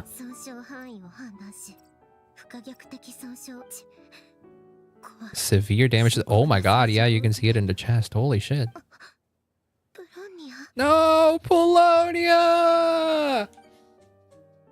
Turns out a lot of people got really attached to Polonia, huh? I'm sad that Polonia isn't part of Sandrone's playable kit. But I'm not as sad as other people were. People were like, not as upset as other people were. Some people were like actively fucking furious that Polonia was like, I don't know, just swept under the bus for a for a lady robot Fagio. But honestly, I don't mind it. Not because I dislike Polonia, but rather because I wasn't never like super attached to Polonia as some others were, I guess. But I do think it's a shame. It would have been cool to see Polonia in Sandrone's kid in some form or another. At least we got to see Polonia ripping ass during some fights. It's not like he didn't do anything. Extreme damage to the core. Rebooting is off the table. Even if I could repair the damage, I don't know. Aww. To protect the core of that guy in the head and that numerology. Ooh, so just as much as Sandrone was vital to the fight against the Torre, so was Polonia, basically.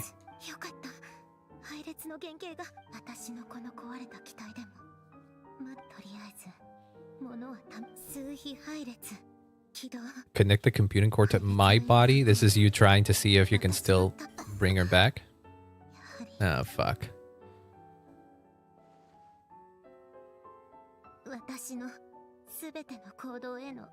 Cut off power supply to all functions as everything. What the hell?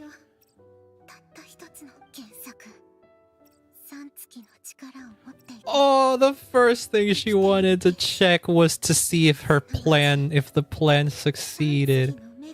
How many living moon goddesses are there in possession of the Trilunar Authority? 1. Not 3 anymore, baby. We won. Yep. You did it, Columbina. Aww.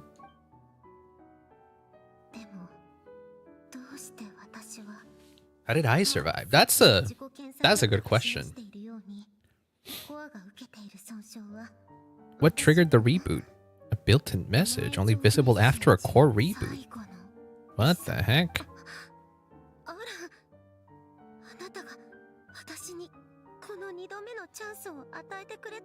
My guess is that the second chance has something to do with the stellar linchpin. That is my theory. Because it doesn't make a lot of sense otherwise. It's like, why would she awaken to a stellar linchpin of all things? More or less half of Centurion's characters in her first reveal. It was greatly disappointed that Hoyo replaced them. I get it. I think Polonia was not so much a character as more of it was an extension of Polonia's of Sandrone's character. And I think there could have been a universe where instead of Fazio being the robot that they chose, they worked out a way for Polonia to be the one. To be the one that you know, showed up in her kit in one form or another. I do think that the way they designed Polonia, they kind of shot themselves in the foot because Polonia is too big. So I don't know how they designed Sandrone's kit as it is, with a giant ass hulking Polonia around. But that's where probably a Polonia redesign would have come in. Maybe a redesign that like kept most of the original features intact while still making him smaller so that it's, I don't know, more feasible. I was hi Daniil, welcome on in. Just dropping by and saying hi because you got to sleep. Don't worry about it. Thanks so much for dropping by. Have a great night's sleep. Why now? Ah, see, there's the stellar linchpin in the table. You know what stellar linchpins are? Oh. Okay. Well, I wasn't expecting you would know what that is.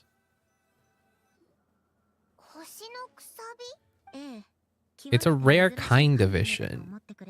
As for what causes one to manifest, that's still unknown. Wait. So this wasn't left behind by Alon? In Snezhnaya, or in the Tui's research, it's believed to have some connection to the third descender. We knew his remains were used to create the gnosis, yes. So what does that have to do? Like, that is the only other thing we knew about the third descender.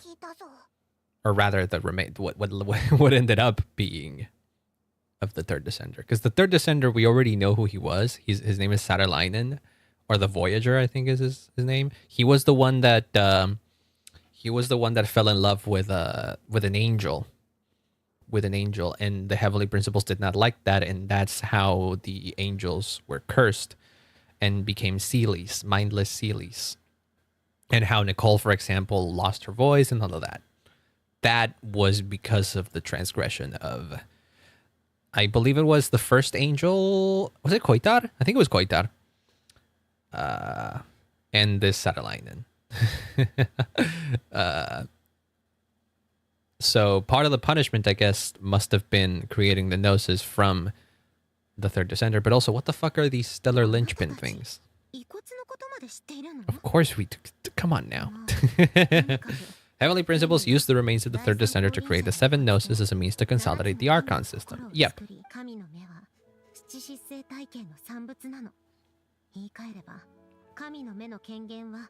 Okay, that makes sense. This is what I was thinking at the same. This is also what I was thinking, because like visions aren't exactly related to the third descender, not in a direct way, but visions are made from the powers of an Archon, or rather the authority of an Archon.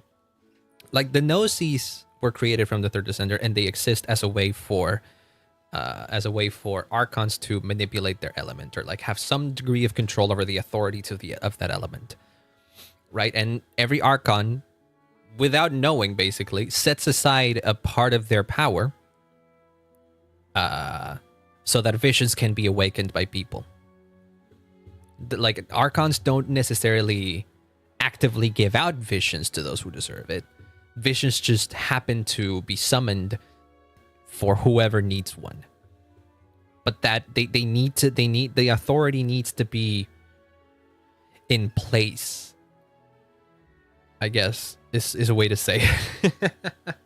They're all related to the third descender is what I'm saying.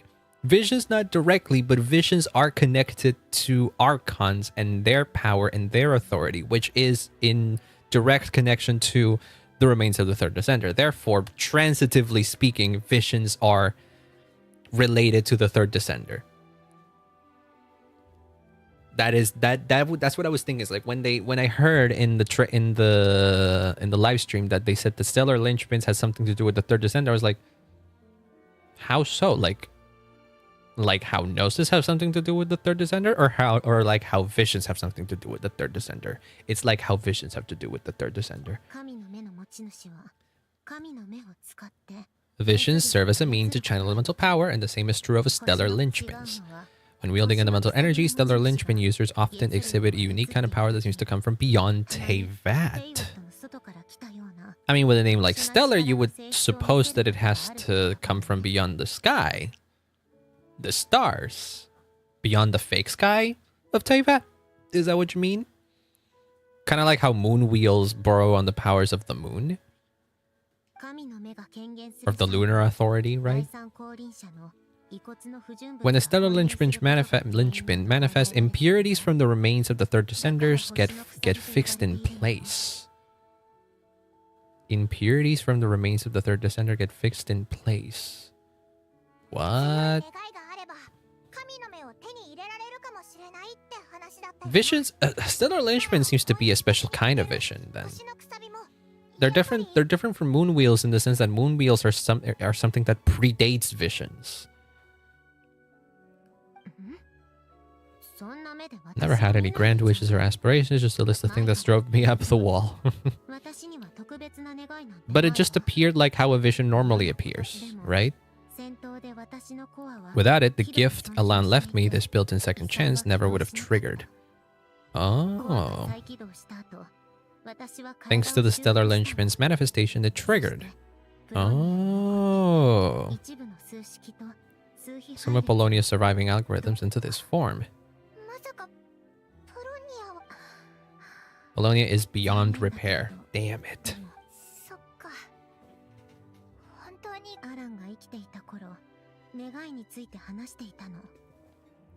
Alan often spoke to me about wishes and desires when he was alive. Yeah, you need to have one. Humans do. And you're basically the closest thing to an artificial human that has existed.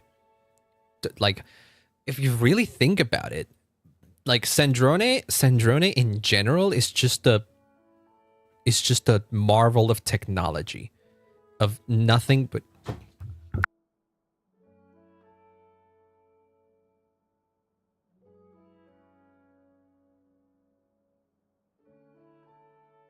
Sorry, I had to mute for a second. What was I saying? I was talking about Sandrone and how she's just a marvel of human ingenuity and technology and technological advancements. Sandrone isn't the first artificial human, if you think about it. Because of course not. Every single person in Fontaine was originally an Oceanid. So they're artificial humans created by Egeria originally, right? Raiden created Scaramouche as a puppet. But Raiden specifically used Snezhnayan technology to create, not Snezhnayan, Kaenrian technology to create the puppet of Scaramouche. Who else is like an artificial human type of thing?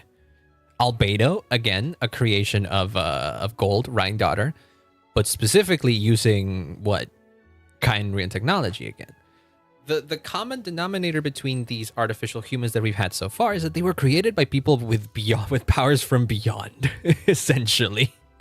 They weren't created by normal people.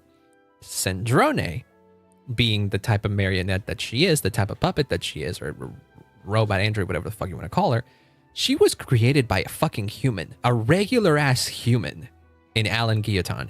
Alan Guillotin was just a regular ass guy who was insanely gifted, insanely smart, and a technological genius that created the Arca system, the Numosha, all of that was created by Alan Guillotin. And the basis for the mechanical, the everything that's mechanical, like the Garda mechs and all of that, they were created by Alan Guillotin. And all of that, all of his research and all of his work eventually culminated into creating Sandrone, which is the most human-like robot ever fucking made. And that was a human. This is why Marionette is so special. This is why Sandrone is so special, because she was man-made, as opposed to everybody else. As opposed to everybody else who is also an artificial human. So no wonder Alan wanted Marionette to have dreams and aspirations and wishes and desires like any other human would do, because he created Marionette in the image of Marianne, almost as if he wanted her to carry on Marianne's legacy, right?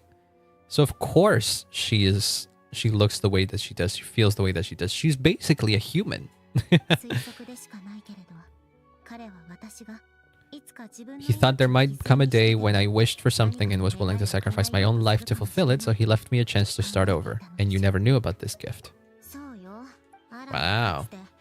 I was his proudest masterpiece. Of course. It is an undeniable fact, yes. After Alan died, I started studying how Polonia and I worked.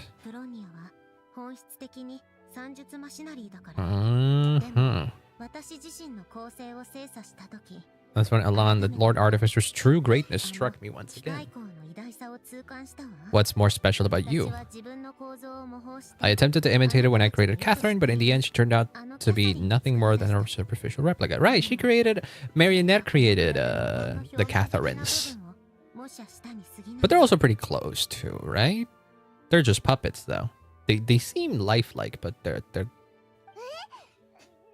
Catherine is impressive, true.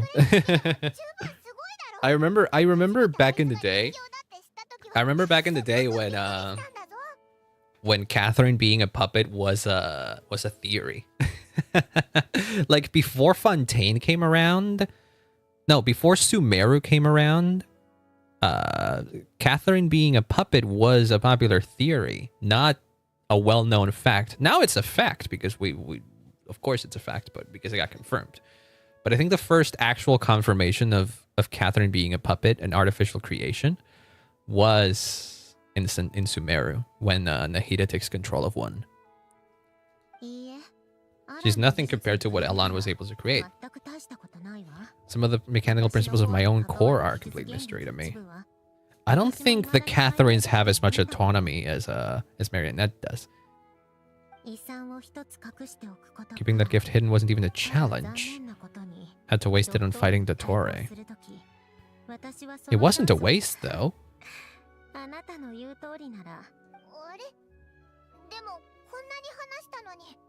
Yeah, why rent out the winglet, though? I'm trying to go back to the place Alan and I lived while he was alive, my former home. The nurses in Croix Ordo? What was it? The second chest wasn't the only part of the gift. Alan left me a few other things that are stored in the house. We shared together. I'm hoping that whatever he left me can help fix certain anomalies. We understand why I received the stellar. I'm also curious as to why you received the stellar linchpin.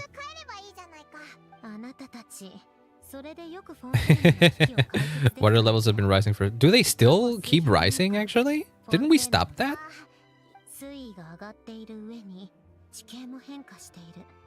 Alright. I mean, you probably count as a Fontanian resident, right? Being the creation of Alan Guillotin. Melusine caught me the minute I even made an attempt.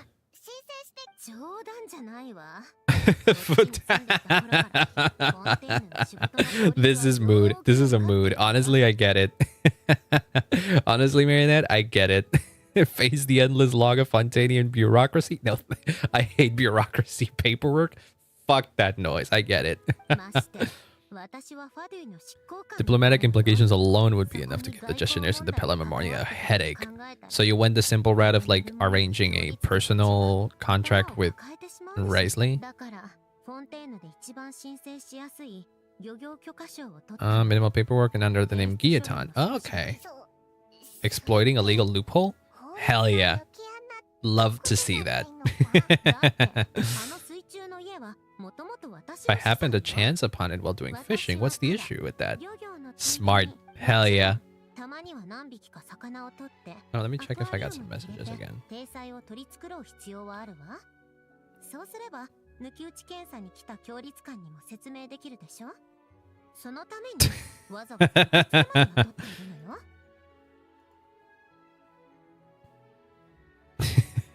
That was so stupid.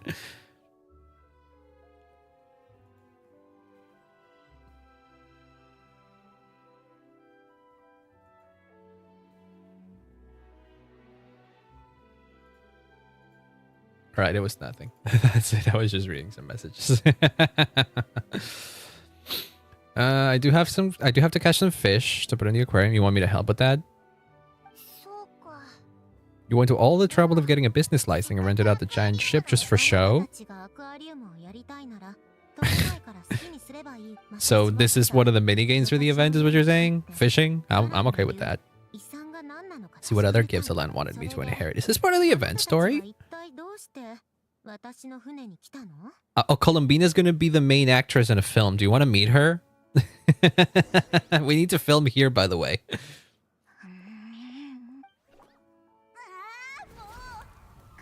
What, starting to get jealous or something? What is it? Oh my god, Jesus.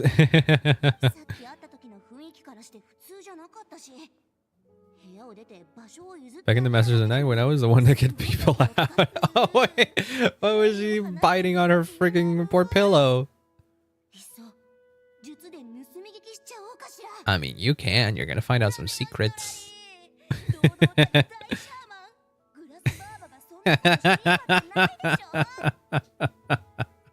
I'd say you're allowed. Eventually the traveler will tell you. It's not like they don't trust you. Here they are. It's complicated. Yes. But I'm sure you, you being Fontanian must know the name Guillotin, right? Snezhnaya agreed us to let us shoot on the ship. Do you guys even know what Snezhnaya is? When she's not here? Yeah, again, complicated. Wasn't planning on seeing anyone. Were you ever planning on meeting back with everyone? People care about you, girl. Even with the gift, there are anomalies that are making things sense. Oh, okay. The priority is to fix these anomalies and get answers to my own questions. Then I can see the people that need seeing. Okay, fair. Fair enough. She's still clear, yes. But like, you gotta know the name Guillotin, right? Right? Wouldn't that just be raising questions? Someone who's related to Alan? She doesn't want anyone else to know she's here. Can you help us? She wants to talk to you? Why? Please don't let it be about the pajamas. It's not gonna be about the pajamas. Don't say it so loudly. What, okay, but why? Yeah, why is it Lolly of all people? Supposed to be open about it in this instance? Okay. Well, yeah, we trusted Lolly. Yeah, of course. Our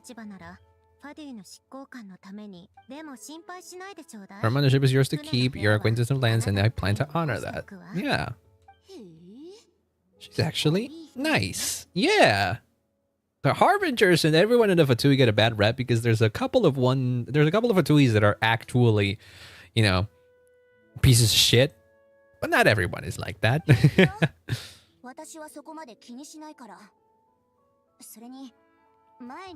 captain worked for the Fatui and he helped Nadland a great deal. We know there are good people among your ranks. Exactly. This is in Nadland and I don't expect some special treatment. Sitting at a desk isn't exactly back-breaking work. Great shaman. Wait, are you actually like pushing away the split?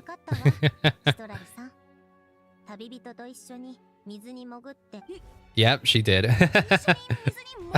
She's actually jealous, goddammit. I'll be available if you need something.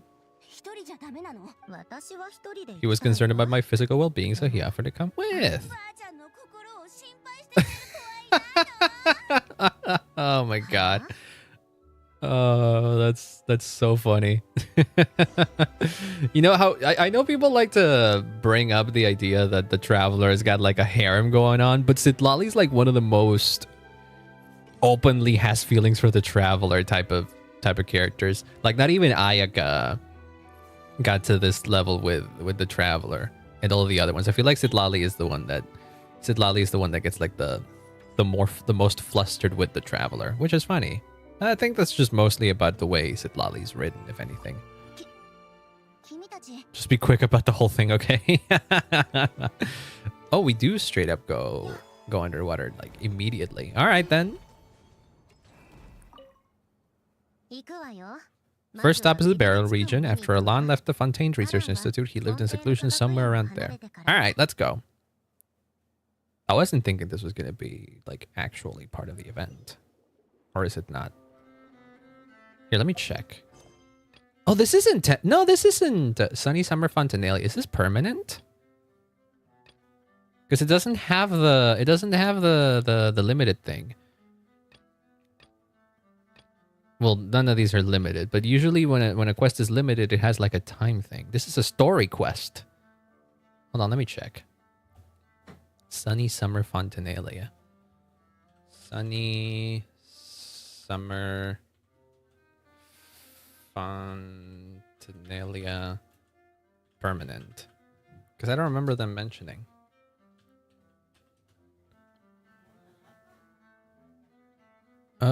It is the flagship event, but that's what I want to know, if the story quest is going to be limited or not.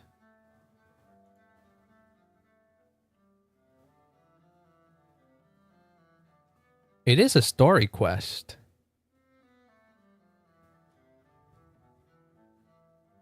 Yeah, it's permanent. Oh, okay. Thank God. I thought this was no. Yeah, yeah. It is an event, but it's permanent. Like it's permanent, like how the Bennett story quest, for example, is permanent. The one in the Nadland summer thing. Right. Okay. Story event. Okay. Thank the fucking gods. This of all the quests, this had to be permanent. It did have to be.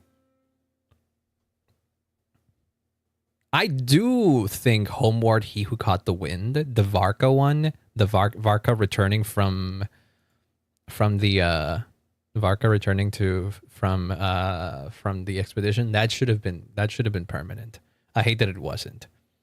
It didn't have anything that was like major lore-wise or plot-wise, I would say. But I think it was good enough that it should have been permanent. But yeah, I think the logic behind which story quests, which event stories are going to be permanent, it depends on the lore they bring with. Like for example, the Nadland one in the Nadland summer one is permanent because it introduces the Marijivari, and that is going to be a key thing, and that is like an important lore an aspect of important lore that needed to be addressed in a permanent way, so that way players can still enjoy it and get to know about it. I think they realized they messed it up when they didn't make frigging, what's the name of it? I forget. I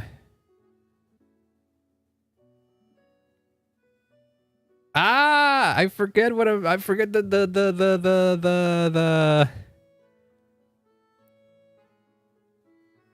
damn it. The one with Durin.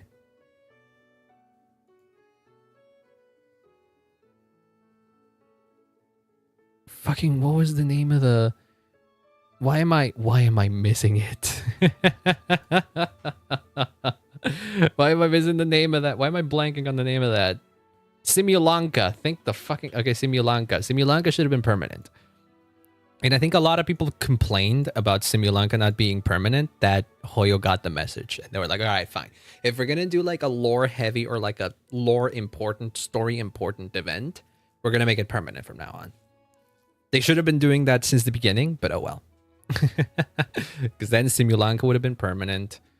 Simulanka would have been permanent. And then a bunch of other events would have been permanent. Probably the other summer events would have been permanent as well. But they have less... Alright, so I'm doing this on stream then. If it's like permanent and actually like important to the story, yeah, we're doing this. How? Let me see. Story quest, Summer Sonic Fontanelli. It has 3 acts. Should we meet again? Those we have lost and those we have kept. So we're doing this. Alright, we'll see where we left off, where we leave off then. Ooh, look at that. I got Sandrone. Ooh, wait, question. Do you count you count as you probably don't count as a Fontaine character, right? You don't have an Arca. Do you do the thing where no you don't. Dang it. No, she doesn't count as a Fontaine character, therefore she doesn't do the Fontaine character thing of like of jumping out. And I don't think the Traveler... Oh yeah, the Traveler does it in every... The Traveler does do it. I thought you needed to be the Hydra Traveler to have this. But I guess you don't really have to, huh? Alright, fair enough. Well, not fair. I do think it's unfair. I don't understand why it's just Fontaine characters that do the jump there. Fontaine characters and the Traveler. I feel like everybody should have been able to do that. Why not? Oh god. Oh god. I don't even... It's been so long since I... Wait, what? Do you not fight? Oh, you just capture. Oh, I was thinking that I needed to fight something. Alright. It's been so long since I've done underwater fighting in this game. It's been very long since I've done underwater exploring in this game. There's very few reasons to do so once you've already completed most of the exploration and stuff like that.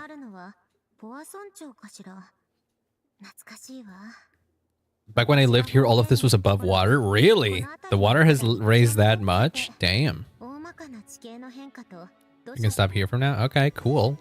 Can we open it up though? Not yet.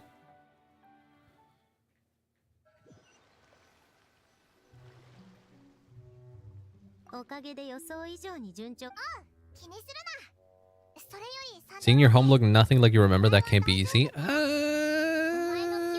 It's alright. Times change, people change. Exactly. I've made peace with my house changing so much over the years. My house is almost, I wouldn't say it's unrecognizable from how it used to be when I first moved in here, but it's changed quite a lot. Your crew's probably still in the ship. I'll follow in a bit. You gotta make sure that you and Columbina don't meet again. Want to take another look around on my own. Columbina relies on Kuvaki to perceive her surroundings and not cry. Her senses are heightened because Kuvaki is everywhere, but now she can't do shit.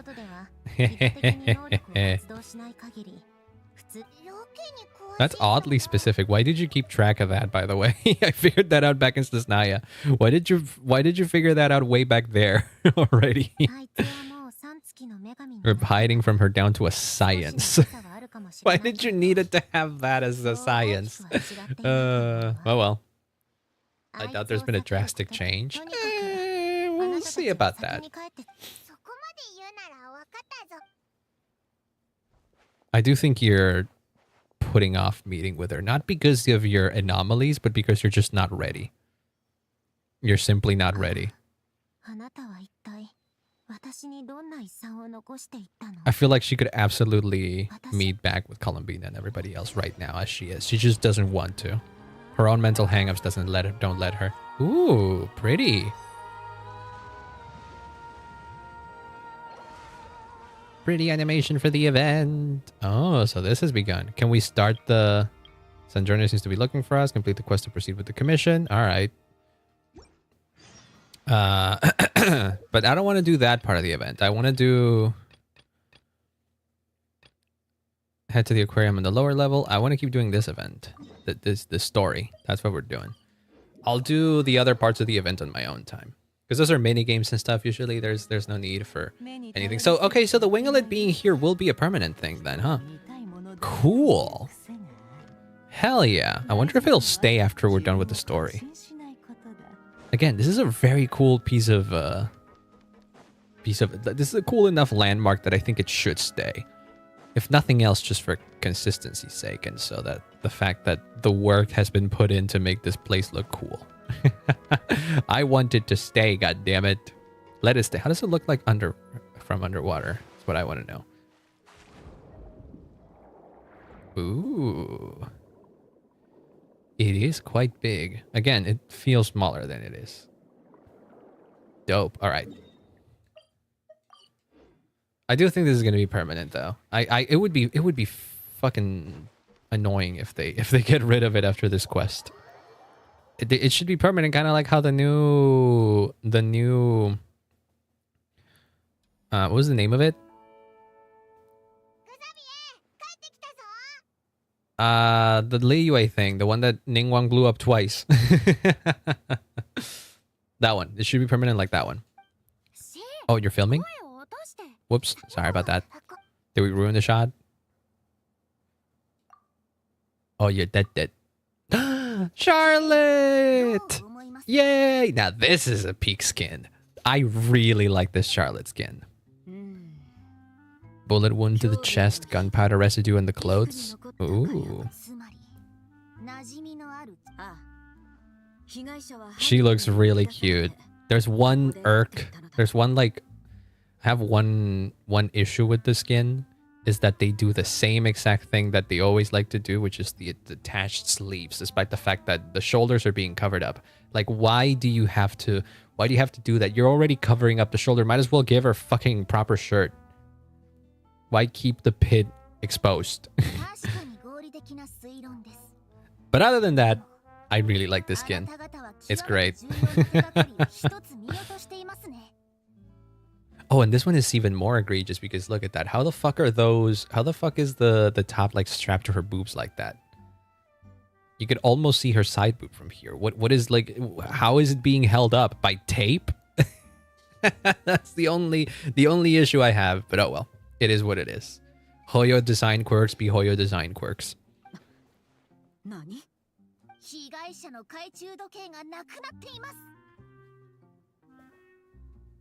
Oh, I think like base Charlotte outfit already has that thing, huh?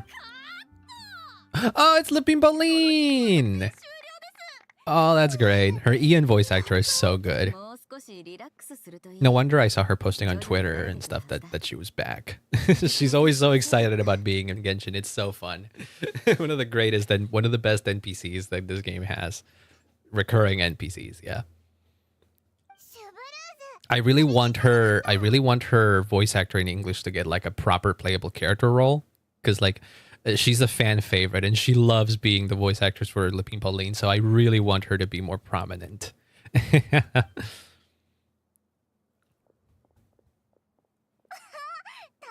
Hi. Charlotte's crew must have been the one that asked you to help out? Oh. You had already beaten us to it? Oh. Oh, Lupin is doing another film. Ah, okay.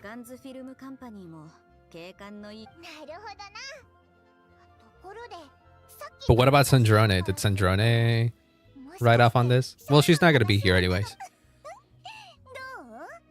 It really does suit her. I really like her. She almost looks like a completely different character. Already right at home lurking in the shadows taking pictures of this and that. Add a notepad and you're practically method.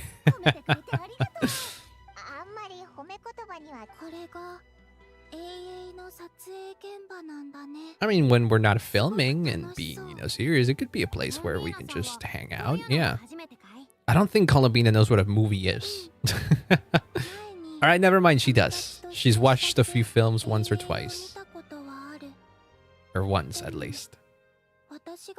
She thought there was no point if I wouldn't open my eyes, so she stopped inviting me. I wonder, I mean, I know you use Kuvaki to sense things and all of that kind of stuff, but I wonder if you could, like, sense what the fuck is happening with a movie. Through that. Well, now you get to make up for it, yeah.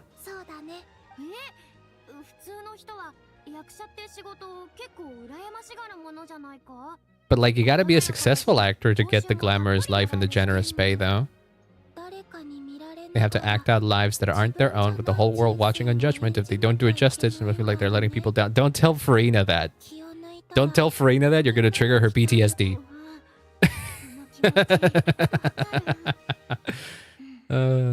Quite the unique perspective. She's older than you. Technically.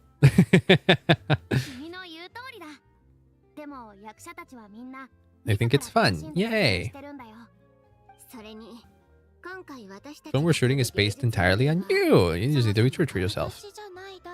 I don't have to pretend to be someone I'm not. Not in this case. You got lucky. You got lucky the director just wanted to tell your story. You on a boat sailing to your friend's homeland. Think about that moment in the story and picture how you would feel. And how you felt coming to Fontaine. Clapperboard! Did you keep my camera?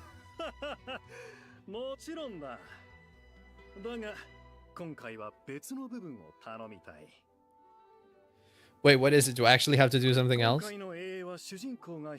Conveying subtle changes in her state of mind is so. Oh, so I have to direct her? Lighting.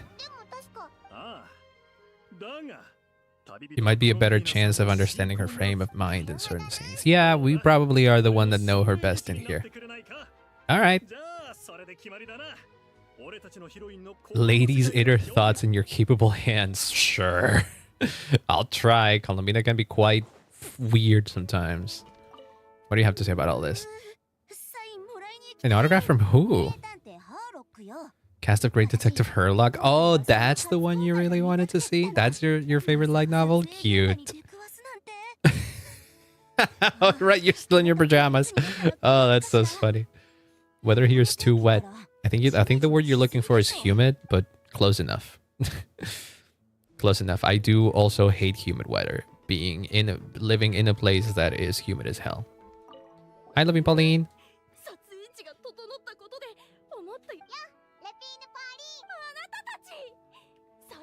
Her JP voice actor is also great. The energy is just also electric. You're a director, yeah, moving up in the world. What about your savings, though? You didn't? I went out. God damn it.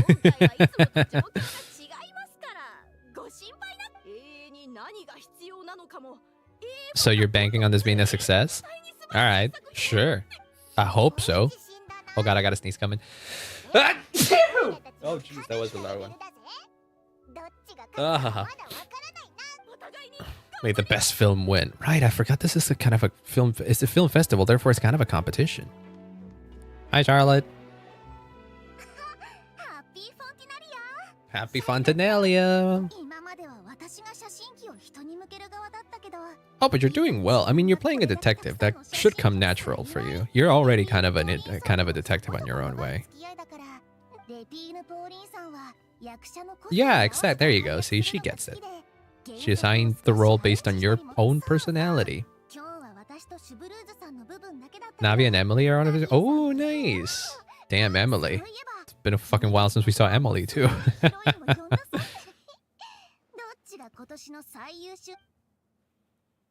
There's one thing that I want to see, just out of sheer curiosity. How easy is it to see her fucking panties with this? Oh, not that easy. And she's not wearing... she's wearing the spats. Okay. Enough of that. I've seen enough.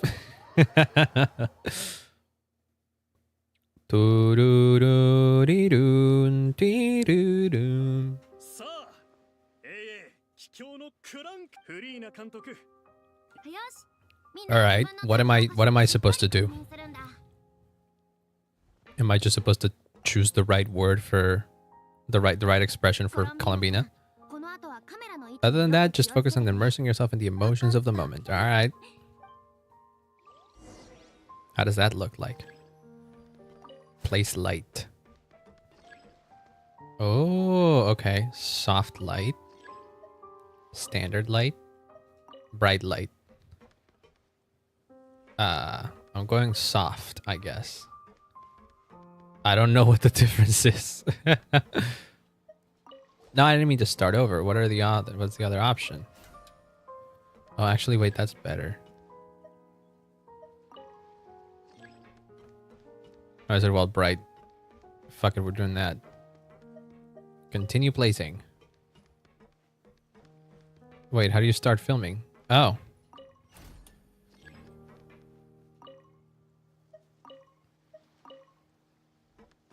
Sure, another very bright light. Finish placing.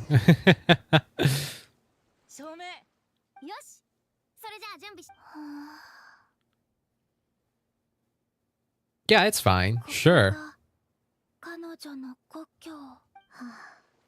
Aw, looking at her from afar. You couldn't help, huh? You couldn't help yourself. She felt it. She felt something right there. You look genuinely moved, yeah, because she felt something right there.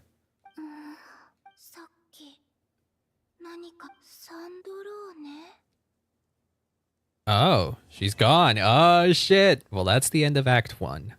We can do a little bit of Act 2, and then we'll finish this story next week, probably, right? Those we have lost. Wait until 2 days later. You really don't mind me not taking off my eye mask? That's true. I mean, sure. There's no need to change what you're accustomed to do, and besides, the mask could become one of the defining traits of our film's leading lady. We'll leave the reveal to the more important moments. They should do it. You should, whatever film you end up doing, you should make that a bigger deal than it was in the actual story. I don't really have a lot of qualms with Columbina's character in the main story. I liked her, what they did with her. But one of the things that did kind of upset me is they kind of just like gave a hand wavy explanation as to why Columbina doesn't open her eyes and why she wears an eye mask and all of that.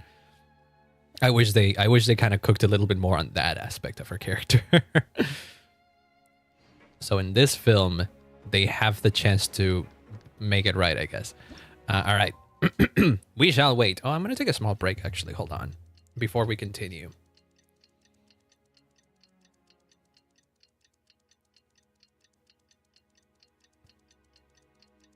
Let's see. Marinette is busy completing the elegance safety first. What is elegance safety first? But no, I'll I'll enable focused experience on this. God damn it! I wanted to do one thing and I'm doing this. All right. Give me 1 sec. I'm gonna go take a small break. I'm gonna go to the bathroom, and I'll be right back. Give me 1 sec.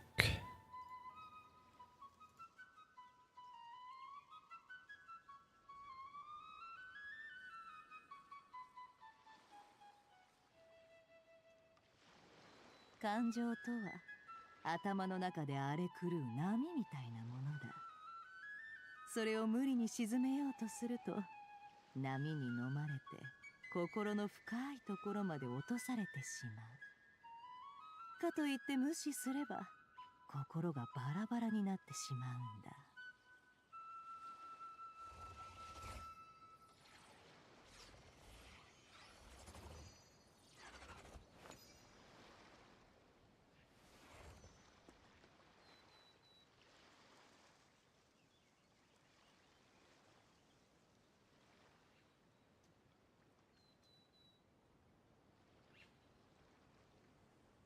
物事を観察するときは目に頼りすぎちゃいけないよ。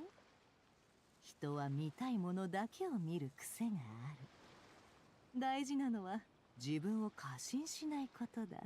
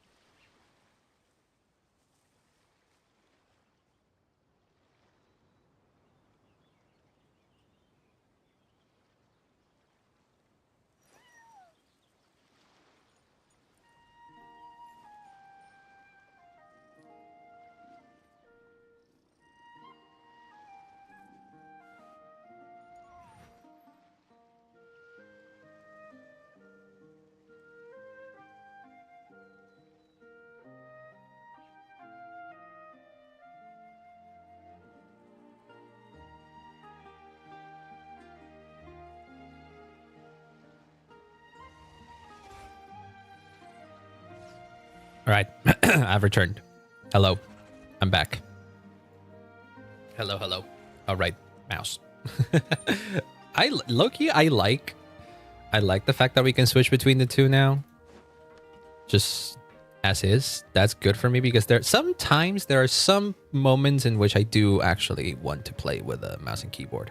Like for example, right now there's like a thing that you can do for a few primo gems, like this specifically. I haven't done it yet, but attain Dulcim in the latest album's music, and I like doing that because I enjoy the rhythm game, but also the 60 primos. But I'm way better at that with mouse and keyboard, with keyboard specifically. So I like that I can just like switch between the two without having to go to all the way to the freaking configuration for that. All right, we can do this now. Those we have lost.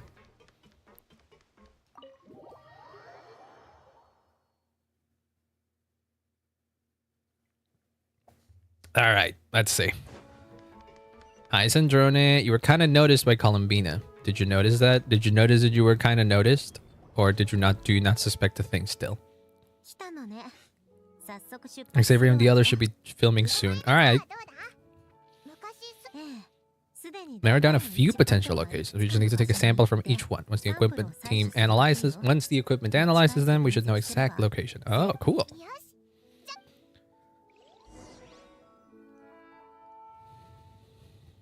Back to going underwater, I guess. Should we also collect some fish in the meantime, or have we collected enough? Careful with all the barrels. I remember that area.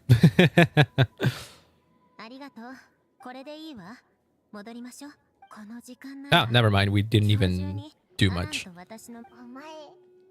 Are we triangulating the location? Is that what it is? Been dealing with? What are these anomalies you've been feeling? Like, how do they manifest? How do they work? I want to run into the crew on the deck. You're gonna run into the crew, aren't we?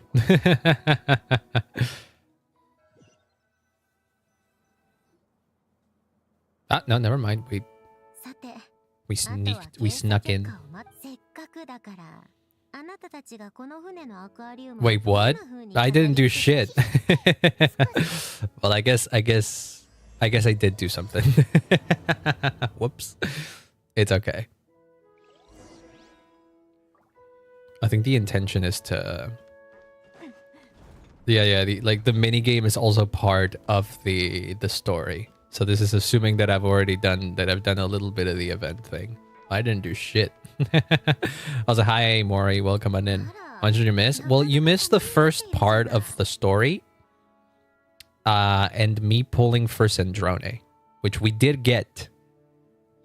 We did get Sandrone, and that's good. We ended up winning 50-52, so hell yeah. We happy. But other than that, we're good. Don't worry about it. Welcome on in. I hope you're having a wonderful day. Did you fill out the rest of does the game fill out the rest of the tanks, or is it just this because I didn't do shit?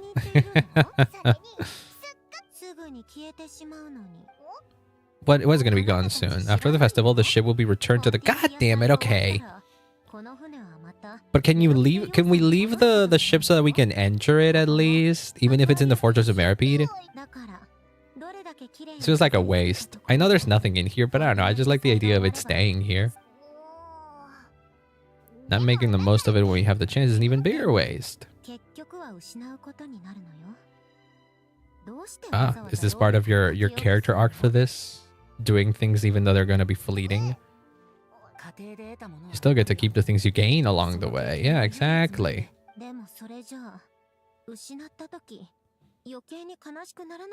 Not necessarily. They stay with you in some way or another.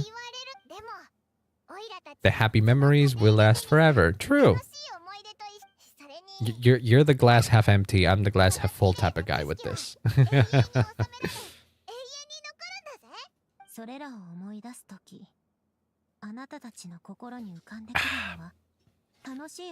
When you look back on it, only happy memories? I'm not on my original account. Don't worry about it. This is why it confuses me that people have alts. Like, I have an alt, but I never use it. I use it for like signing up for other sites that I don't want to use my main accounts on, but I don't use those regularly. Finding joy in the process itself. Exactly.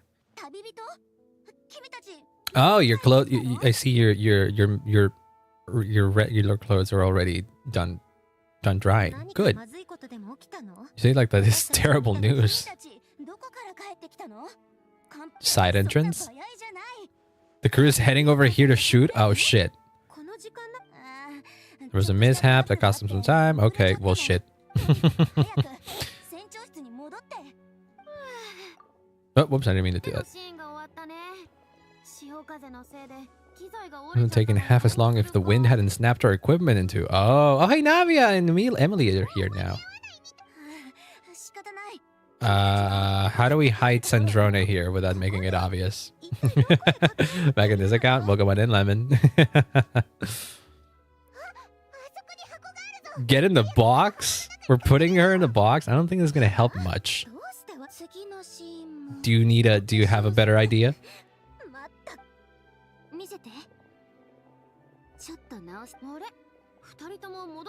Oh, you took the day off to take care of something. Yeah, and we're finished taking care of it. It was the aquarium. It wasn't very fitting. Yeah, no, I figured it was you. I remembered afterward that you had that alt. I don't know. I still don't know why. But it's okay. A lot of people that come here have alts. You're not the first one. I've gotten accustomed to it for some reason.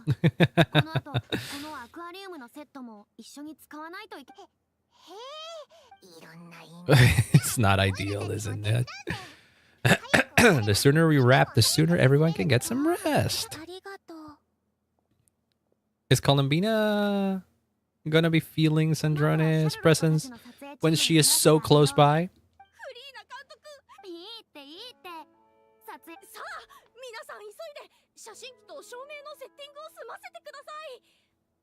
The final update? No. Genshin is never going to be done, necessarily. The day Genshin is done is the day it stops making money, basically. But no. This is just the latest update of Genshin. And it's been getting consistent updates since it launched back in 2021? 2020. No, it launched in 2020. This is year's the sixth. This year marks the 6th anniversary, and I've been playing it since then.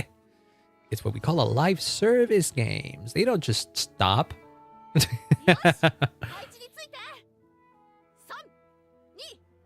The day I hold that the day that the day that a live service game is done is the day you stop playing it. It's either that or the day they actually stop making updates to it, aka the game gets shut down. It happens a lot as well. Actually, I think it's more likely that a live service game gets shut down rather than it survives as long as Genshin has. So in the case of Genshin, I bet you as a lot of people are going to be done with Genshin. They're going to stop playing after the current story's done. Because like, as much as I say that Genshin is kind of like a forever game and it'll keep getting updates until it stops making money, basically. It does have a story to tell, and that story has a planned ending at some point. It's just that after that planned ending is done, they're going to come up with a part 2. They're going to come up with a sequel story to keep the game going. This is common among gacha games.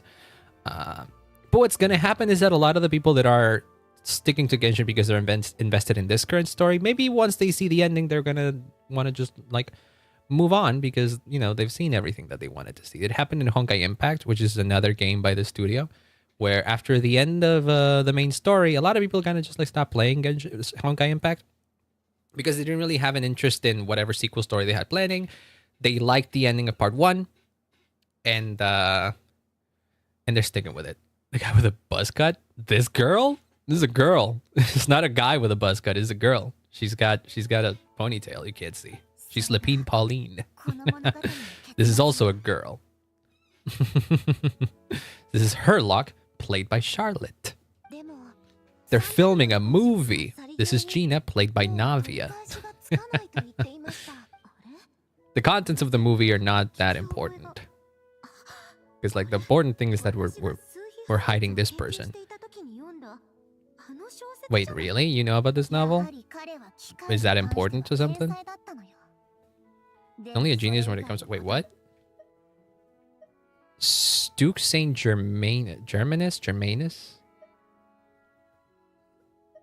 Oh, because could this novel be vaguely based on Alan Guillotine's life? A noise? He's genius when it comes to mechanics. Everything else is an ordinary person. Oh yeah, no, that definitely feels like this is a character inspired by Alan Guillotine.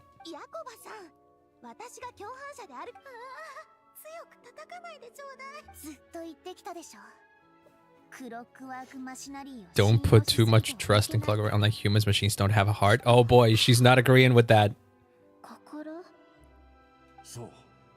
Oh shit! It's an Alan Guillotine model. Oh wow. But like an old Alan Guillotine. I think there was a young Alan Guillotine model that just looked like a regular ass NPC. So likely this just looks like a regular ass NPC with a different haircut. That's also great because old. We love LARPing. It's fine. I mean, I try to make it as entertaining as possible, even to those who don't know about this game's lore, because I do enjoy this game's lore, so I know a lot about it. But I can't tell you the entirety of the lore just to get you up to speed. It would take years, not years. It would take hours to catch up.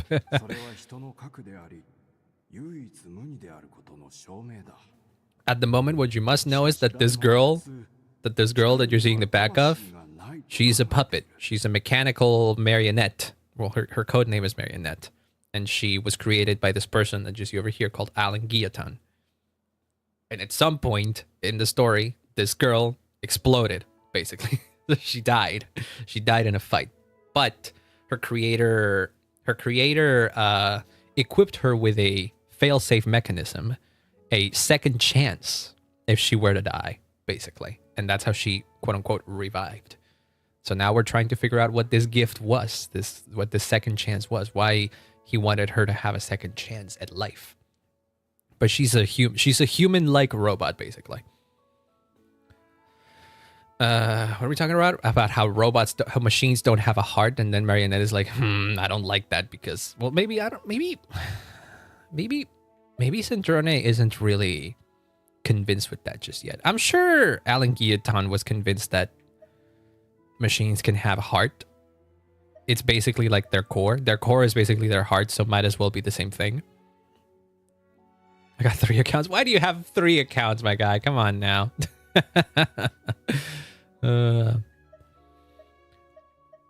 It's what's on the inside, or like someone's soul. Yeah, exactly. It's like a person's core. Like machines have cores, humans have hearts, but they function in the exact same way. It's what makes, well, not they function in the exact same way. They serve the same purpose. People don't believe machines are capable of having a soul. I think they're wrong. It's not the same thing. Oh, all right. I don't think so. So you don't think machines can have a heart?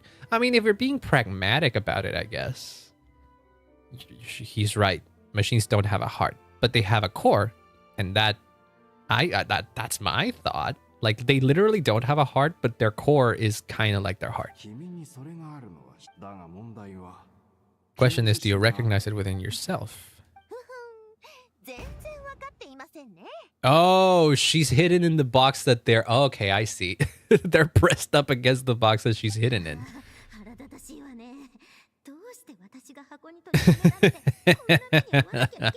Well... Lemon is homeboy? Really? I don't know, man. I got nothing. If you say so, sure. But I got no way of proving it. If you are, welcome on in. And if not, you don't need to switch around your alts to make it interesting.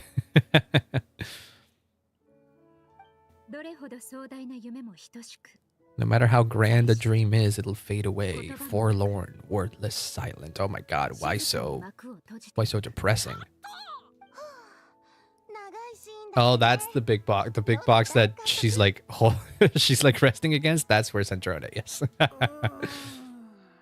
I found that out. We'll put it in charge. Oh, I like this cutaway.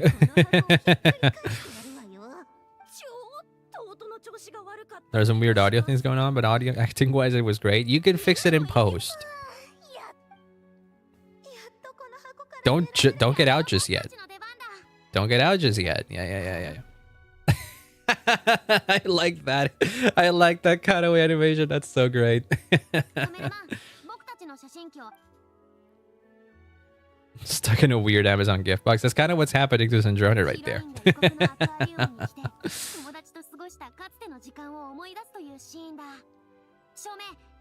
What's the vibe we're doing? Okay, we gotta set up the lighting. Just play along. We gotta finish filming this, and then she can get away. Yeah. The quicker we're done with this, the quicker Sandrone can get out. Was Columbina feeling something right there?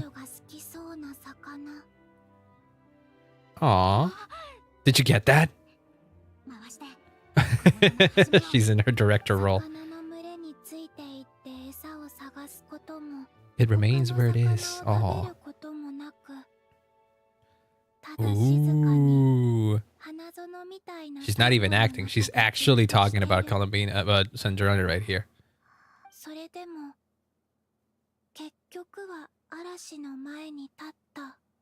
Dude, look at how her hair and her clothes just like flow in the air. No wonder people are like mesmerized by her, huh?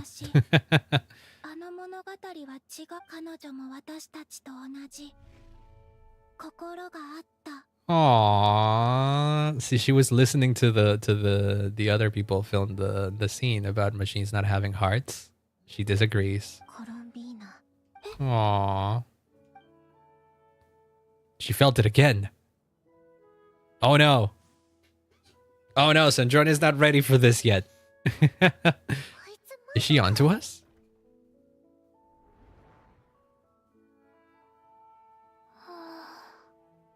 What happened? Did she open it up? Whoa, what the fuck? What'd she do? What? We can use it as is, no need to go again. Hell yeah. some quick B-roll. We can move to our next outdoor scene. But what the fuck happened to Sandrone? Let's check out my original account. Oh boy. Well, then why keep making alts then, right? It's like a safety hazard to leave accounts just unchecked like that. What did you do, by the way? How did you do that? Did you have some kind of like invisibility cloak or something? How did you hide? How did you hide? Are we just not gonna talk about that? Is there like a fake back to this door, to this box? But what is it? Did you just like clung to the top of the box? She would have seen you anyways in there, right? All right, you know what? I'm not gonna question it. Don't know anything about that. Yeah, that's Detroit Become Human, as kind of a crappy game I think it is, did have some ideas about robots becoming humans, or at the very least being treated the same as humans when they get to like a certain level of, you know, humanity. I just think the game did it poorly, but it had that idea. Again, machines being given like humanity and all of that kind of stuff. It's a concept that has been explored a hell of a lot in different places. So Genshin isn't unique in that regard. Because why are we making all games about clankers? To be fair, that game came out before the term clanker was a thing. It was a different time. Oh, what the heck is that? Do I go in there? Is that what it is? Oh, it's almost 8 p.m. I wonder how long I can keep going. Do we find her home? Is that it?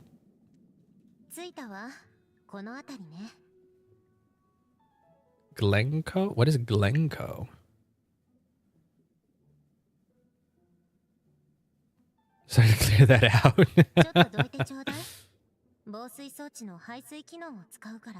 Water insulating mechanism. Sure. This is open up a domain, a dungeon. Oh my god, it did open just up a cave. Okay. Alan, much like Renee, had long predicted that the water levels in Fontaine would rise. They just kind of took different approaches to try to stop it, huh? Simpleton implements a simple few measures to protect our home from flooding. That I would just move when the water rose too high.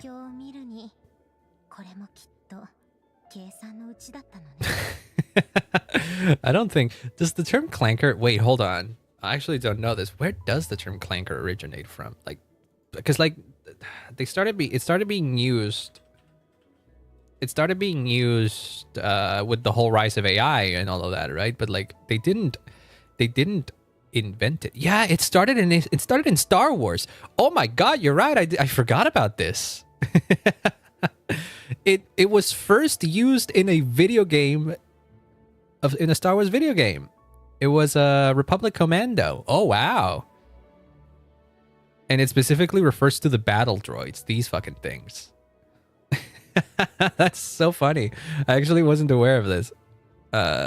These guys. Originally the term clanker was used to refer to these type of guys, and they used it first in a Star Wars video game. Would you look at that? That's silly. I forgot that was the origin. In fact, I probably didn't know it was the origin of it. The Star Wars franchise began using the term as a slur against droids in the 2005 video game Star Wars Republic Commando before being prominently used in the animated series Star Wars The Clone Wars. Oh. Which follows a galaxy-wide war between the clone troopers and the Confederacy of Independent Systems battle droids. I never watched the Clone Wars, actually. I always heard it was good, but I never watched it. I imagine this is like the original series. Yeah. Yeah, I never got the chance to watch it. I mean, I could have watched it. I just didn't do it. I watched the movies, but I never watched this series. I probably should. I keep hearing it's good. Just a nerd. I love it. No, don't worry about it. Never apologize for being a nerd about things that you enjoy. I am a nerd about Genshin, and I will never apologize for being a Genshin nerd.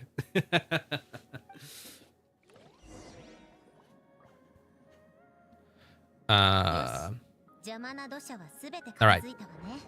So what is in here? These event quests tend to be kind of like lopsided. Like Acts 1 and 2 tend to be like the super long ones, and Act 3 is like super short. So maybe we can finish it all today even. We'll see. I'll try to keep going to finish it today. It's a Friday. I got nothing to do tomorrow. Well, I got a stream tomorrow. I did have a stream planned where I haven't decided if I wanted to play Genshin or Deltarune. But if I can finish the whole story today, fuck it, we do Deltarune tomorrow.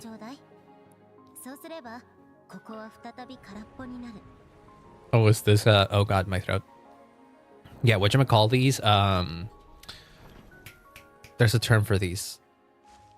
There's a term for these things. I forgot. But yes. Oh, I remember this from the Narcissenkreuz quest. Yeah. We see the other side of this through the Narcissenkreuz quest. Yeah. This is where we see Marianne for the first time. And then we did visit like this place once before. It just wasn't here. We visited like, I don't know, a replica of it, was it? I don't think it was the exact same place. My phone would heat up if I open it. You mean this game? Genshin is a heavy game.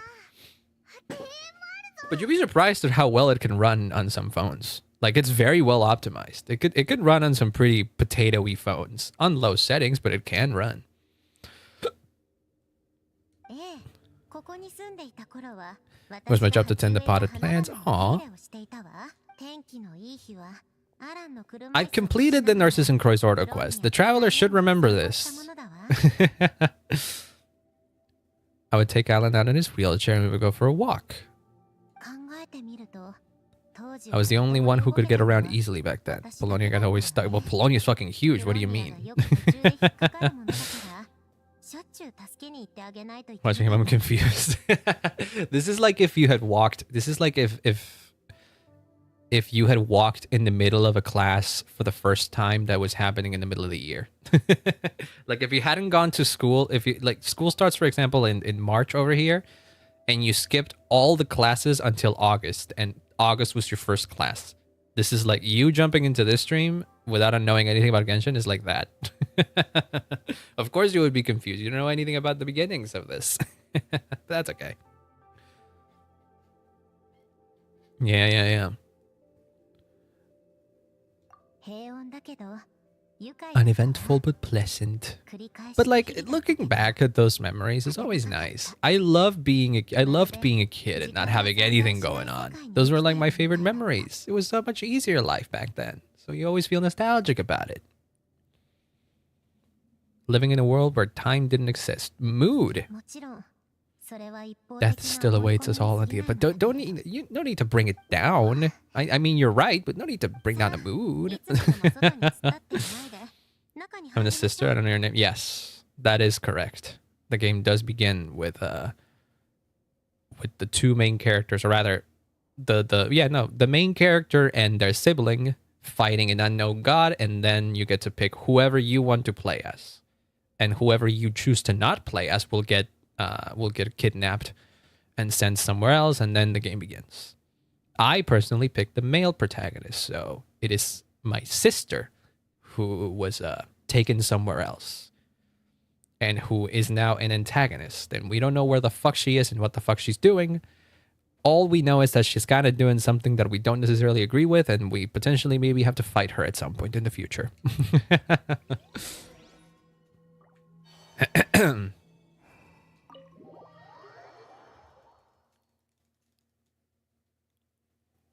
But that's way in the future. That's like end game stuff. That's like the end of the story when we finally have that confrontation. We haven't gotten to that point yet, but we're not far. I have something to give back to you. Wait, what is it? Your notebook. All right, I did pick it up. Oh no, Arlecchino gave us. Yeah.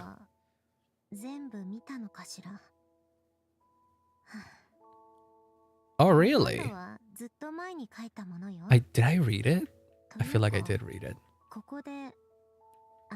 Drawn to Travelers, I got a good start character. Well, some versions of the Traveler are good, if you mean like to play as them.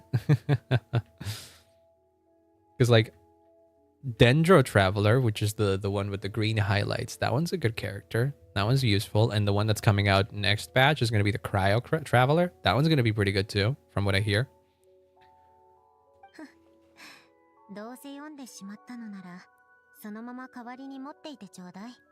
Do you know? You do know that telling someone they can, you know, hold on to a personal diary is kind of weird. You do know that, right? Looking for the gift Alan mentioned. What's the lady with the hat and white short hair? And they're just gonna get in the gun mad and quit. Well, such is gacha. Such is gacha. You never have. You can never have the. Well, you can have the guarantee of a character you want, but you need to plan for it and you need to save up. But which character you mean? Because there's plenty of ladies with hats in this game. Like look at how many freaking characters there are in this game. What lady with a hat you mean? This one? This one? That looks like this normally, but this is a skin that she has. This lady with a hat, you get her for free. The one with the top hat. Oh, Farina. Could be Farina. Where's Farina? There's Farina. This one. Fair enough. I do have her. I do have her. I did eventually pull for her when she came out, and I did get her. But I only got her because I saved up for it. That's what you got to do when you play gachas. You plan your spending accordingly, and you save up to get the characters you want the most. It is a problem if you like a lot of characters and you want to get all of them. And the gacha means that you can never get all of them, or if you are really, really lucky, maybe you can. She released. She is very popular, yeah. I would say she's one of the more popular Genshin characters. And for good reason. She's a really good character. And her story's really good, too. Her character is one of the few moments that this game has that made me fucking cry. Few old toys that appear to be math-related. Oh, no. Oh, my God. Those are the Hanoi Towers. I've done Hanoi Towers before. It was literally part of a class I took in university. Polony and I played together instead. I forget how they play though. The intro is the only story. Oh yeah, no, this game is all about story. What the hell? yeah. The story is one of the main reasons why people play this game. It's the main reason why I play it. It just takes a lot of investment because it's long. Think like trying to get into One Piece long. That's how long the story is. Gears on the left are started. Yeah, gears on the left are stacked from largest to smallest. Goal is to move them to the other side in the fewest numbers of moves. You can't stack a bigger gear on top of a smaller one. You can only move one gear at a time. Smaller gears must stay on top. Move all gears to the other side. We're literally playing the Tower of Hanoi. The Towers of Hanoi. I love this. I love this shit.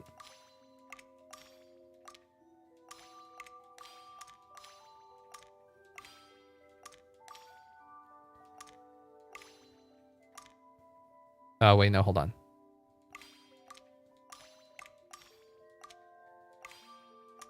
I don't know if this is the optimal way of doing this, but...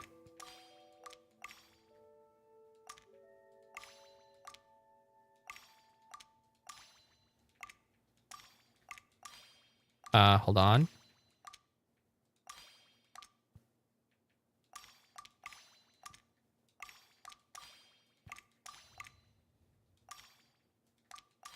Hold on, I got it.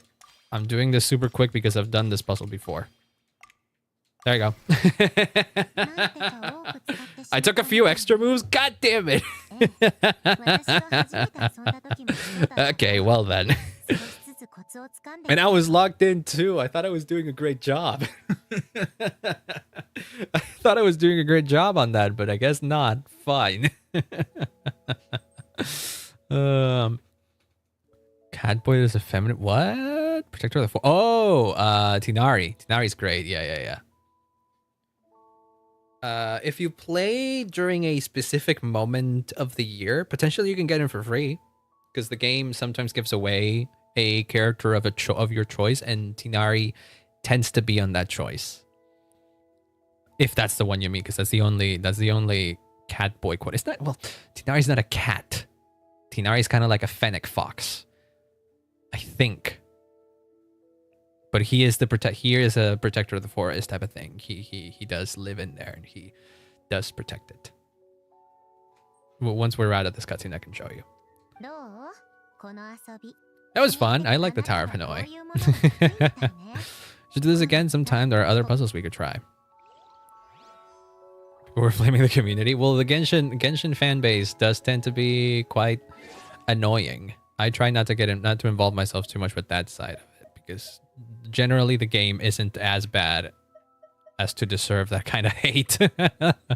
Not that it's perfect and it doesn't deserve any hate whatsoever, but I see this is the one that I mean. Probably didn't mean this guy, did you? This guy is a cat boy though. He has cat ears. Oh no, he has dog ears. This guy's a dog. This is the one that I was talking about. This is the protector of the forest type of guy. But he isn't a cat necessarily. He's got like fennec ears. They're pretty fucking big. Also be roasted like a barbecue chicken? Nah. If people are roasting you for playing Genshin, then fuck them. Like who are they to make fun of someone for their whatever things they enjoy? It's as if I made fun of someone who likes playing soccer. What's the problem with that? It's okay to enjoy playing soccer just as it is okay to enjoy playing Genshin.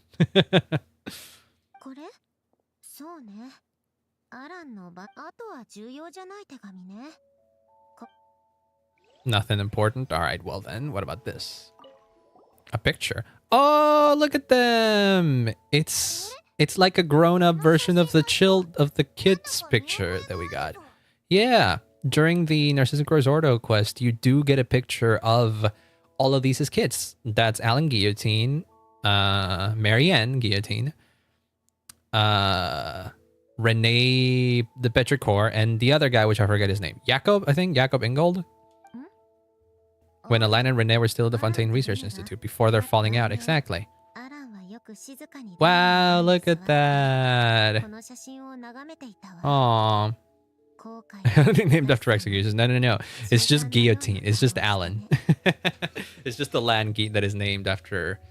Because the guillotine, the real life guillotine was named after the guy who invented it, which was named Guillotine. It was, I believe the inventor of the guillotine was named something else. But his last name was Guillotine. Let me look it up.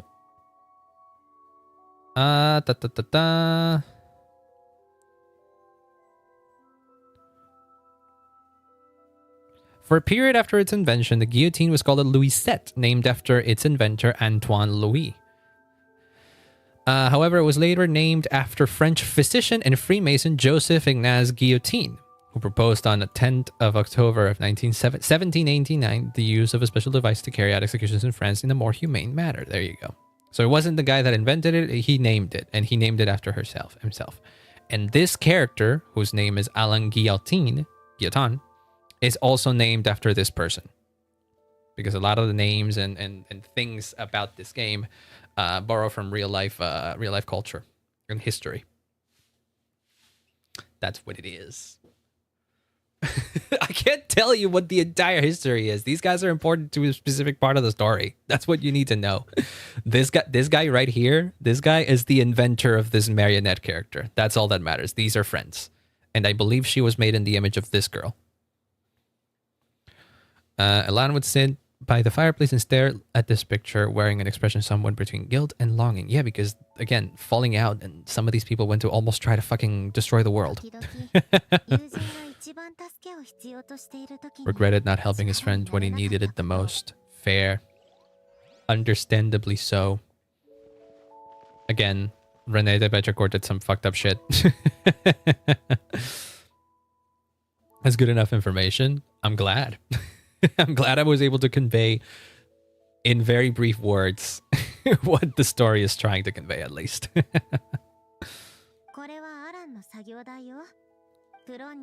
It's where both Polonia and I were brought to life. Aw, seems like a small table to bring you to life, but okay. This is where he would teach me about mechanics. I would sit and listen, chiming in with questions here and there. Aw. Also, Polonia is as much as your creation as it is of Alan's. Interesting.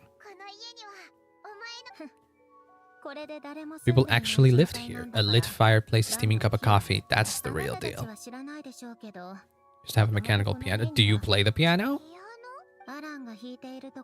Never mind, you didn't. But do you? Oh yeah, you can play it. Okay. Music theory is essentially math. God damn it, you're not wrong. I hate that you're not wrong.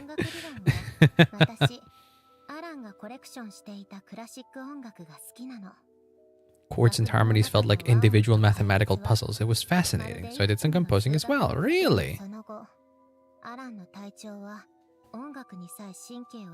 Oh, damn. I mean, old people will get cranky like that. Yeah. That's a shame. Where's your creator? I know it's about magical stuff. He was just a brilliant scientist. He wasn't, other than being a brilliant scientist and really talented and smart with machines, he really didn't have a lot of other things going on with him. He didn't really use magic or anything like that. Nope. Just all science and technology with him. I was talking about that earlier and how, despite the fact that in the world of Genshin, magic is just like such a commonplace thing, elemental powers are such a commonplace things, people can create beings that look like humans with other methods that are more magical. Marionette stands out because she was literally made by a human. He was just a regular guy that was extra smart, exactly. They called him the Great Artificer. Did you find something?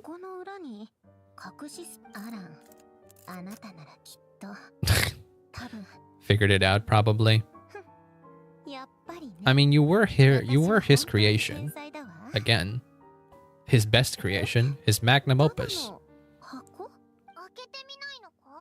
Can you open it? What is in? What's in the box? Oh god, I'm stretching. Ugh. A letter and a bunch of junk. Read the fucking letters. A cube. A multi-dimensional algorithmic core. Okay. Can I look at it? Okay, never mind. You didn't want to model it. Fair. There's another picture. Aww, cute. Snapshot of you playing among the plants shortly after you were born. You seem to like these flowers a lot. May you grow and flourish just as they do. Aww. Like a game like this, but ReZero? I think there is a gacha game of ReZero, but I don't think it's available worldwide, sadly. I'm sure, like I feel like every major anime has a gacha game at some point. ReZero gacha. There is a game called ReZero Infinity. It's a mobile game about ReZero, but I don't know if it's still going, and it definitely is not like Genshin. I'll tell you that much.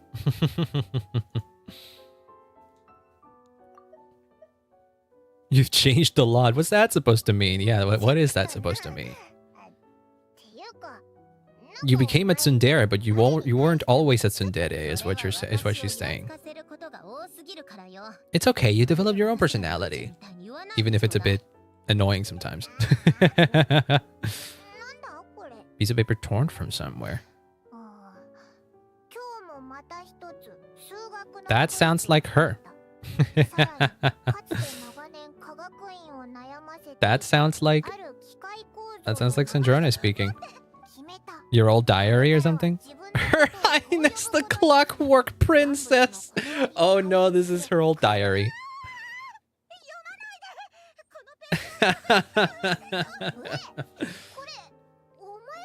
Oh my god, Alan saved all of those?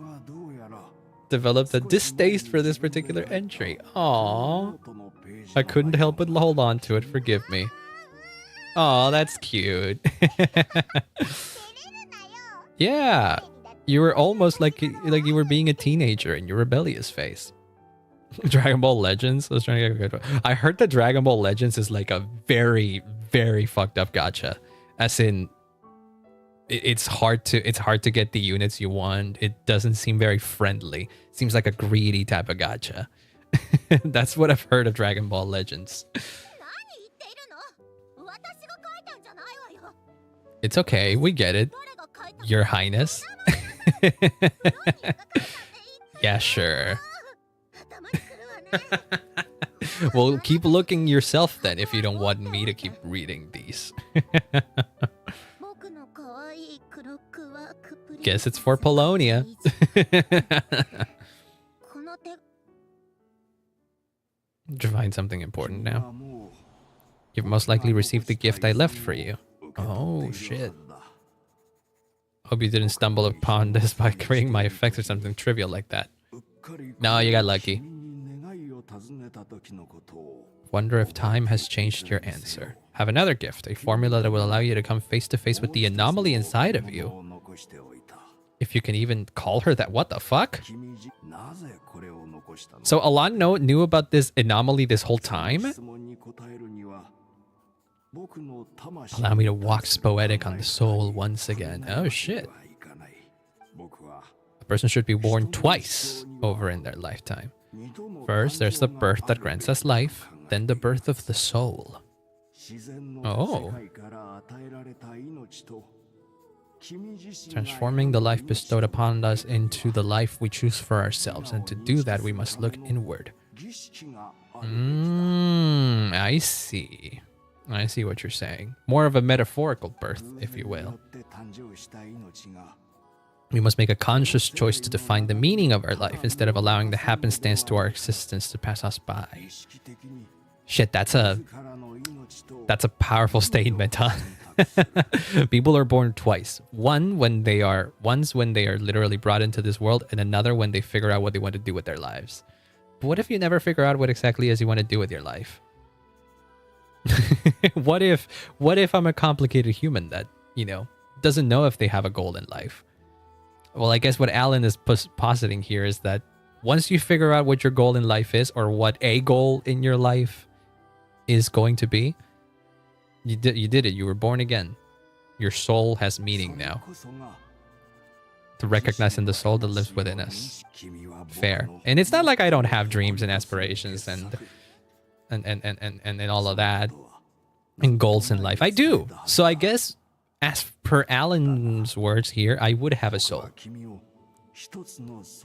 To me, you have never been a creation or a machine. You're just like the rest of us.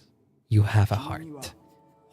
Aw, so back when in the previous flashback that we saw, when Alan was talking about how she doesn't have a heart, he wasn't meaning it in like a literal way. He was meaning it because he knew that Sandrone had not yet found what she wanted to do for herself. Some theories think of the human brain as nothing more than a machine and thought the product of its computations. Perhaps we're not so different after all. Your inner machinery is just far more advanced than most. See, he had the right idea about humans and machines being not so different after all. Heart is a complex thing, a place where logic and reason collide with our emotions. Computational capacity allowed you to become sentient and develop logical reasoning, but it gave you something that on the surface might seem contradictory: emotion. Did you not design her with emotion in mind? Is that what you're saying?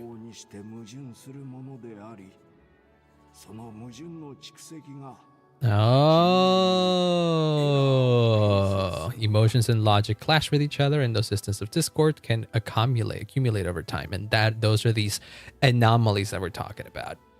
It's because Sandrone is so advanced as a robot that she's developed her own emotions, and because she's also a robot, she has her own logic functions, and because logic and emotions are so different, they will create distortions. It's almost as if, I mean, humans go through some problems like this too, depending on like the state of your mental health. So it's not that these are anomalies or something brought from the stellar linchpin or her new body or anything like that. No. These are just mental hangups that she has. You've always known what you don't want, yet you never wished for anything in particular.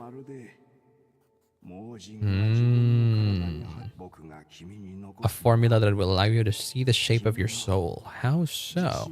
I was multitasking. Congrats on being able to do that. I couldn't. How about you get the random Dragon Ball character? Yeah, that's what I heard. Gacha games, Genshin, for example, they can have something called the pity system, which is if you pull enough times and you don't get the limited character, for example, the game will give it to you. In the case of Genshin, after you pulled at most 90 times, they will guarantee you getting a 5-star character. It may not be the limited character, but it will be a 5-star character. And then if it isn't the limited character, the next time you get to a 5-star pull on your guarantee, once again, that one will for sure 100% be the limited character. That is a pity system. And Dragon Ball Legends, from what I've heard, doesn't have that, which means that if a character you really want is out on like a banner and you pull for them, you have a 0 guarantee that you will ever get them. You literally just need to get lucky. It's fucked up. It's fucked up. I wouldn't be able to play a gacha game that had no pity system.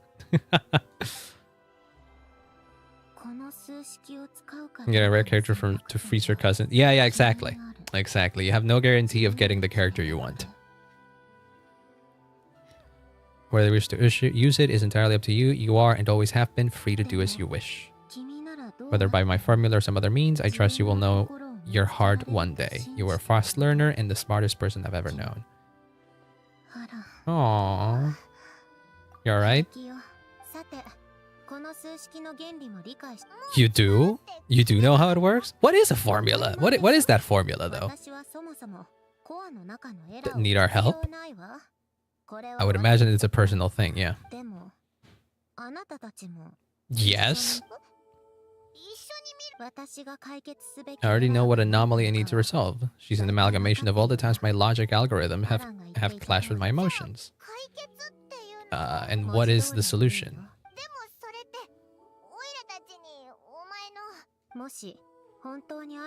I'm about to be born anew. Yeah, that's kind of what he implied, that you would be rebirthed. you would be reborn.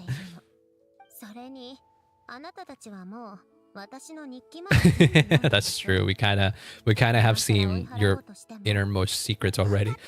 There's not much more that we could witness, can we? Then we'd be honored. And thanks for saying that we're friends. Aw. Alright, we'll do this and then we end stream. Or potentially, I don't know. It could be that the third part is also a short little epilogue. And so we could just finish it after this bit. Again, these event stories tend to be shorter. I would for sure appreciate it being shorter, actually.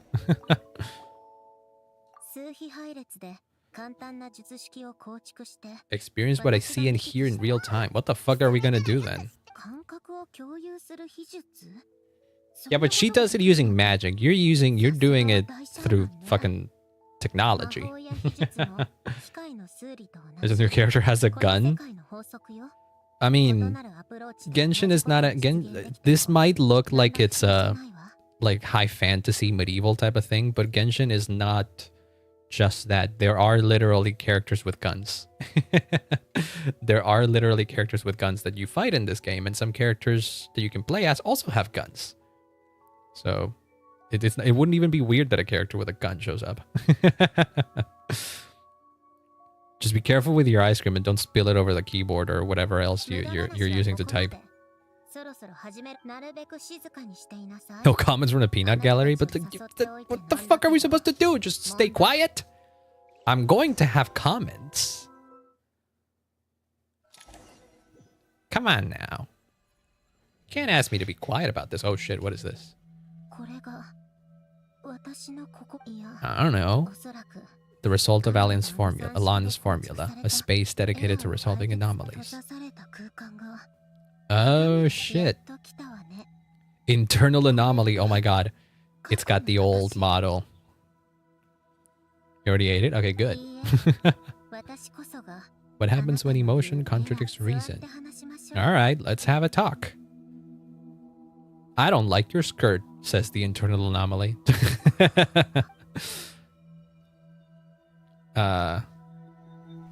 Oh, we are moving 1 to 1. Look at that. Sit.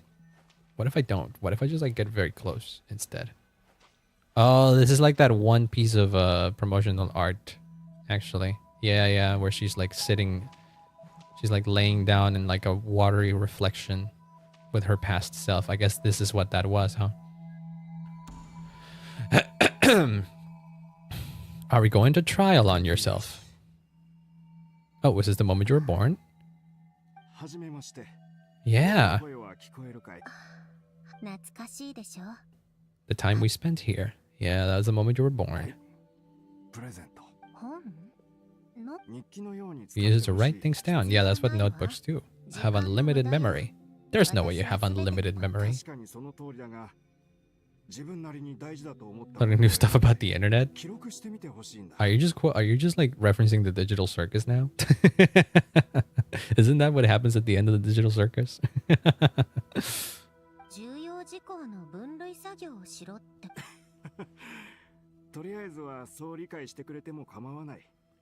Yeah.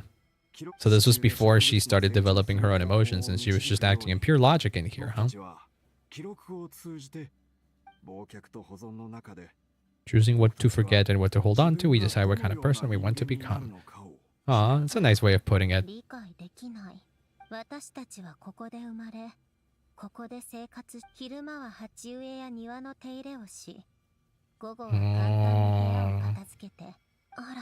And why are we seeing this exactly?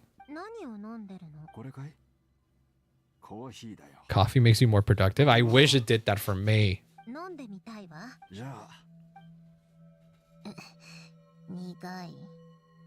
Just put some sugar in it. Coffee doesn't have to be bitter. Just felt like the right thing to do. Well, he created a human, basically. You got to understand. You might have a life of your own one day, and that you deserve to experience all life has to offer. Aww. What the heck? I don't know what you're talking about there.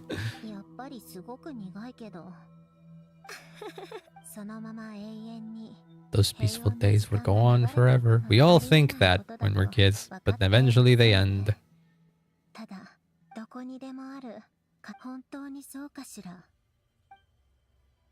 Are we switching to her last days? His last days, I mean, sorry.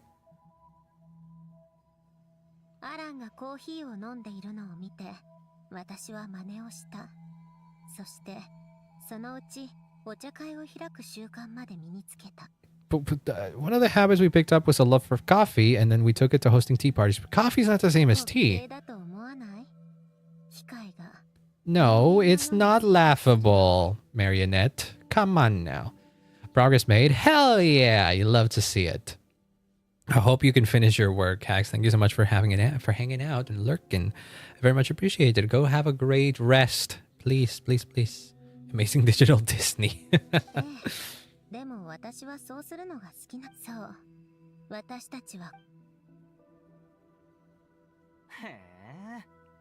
Oh my god, child!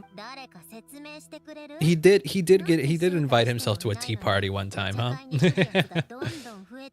This was when she was in the Fatui. I saw Columbina leading Capitano somewhere, and I had to see what that was about. Oh my god, even Capitano was in the tea parties at some point, huh? Oh, I miss you so much, Captain. You're so cool. So Charlie and I were unaware that this was a private gathering.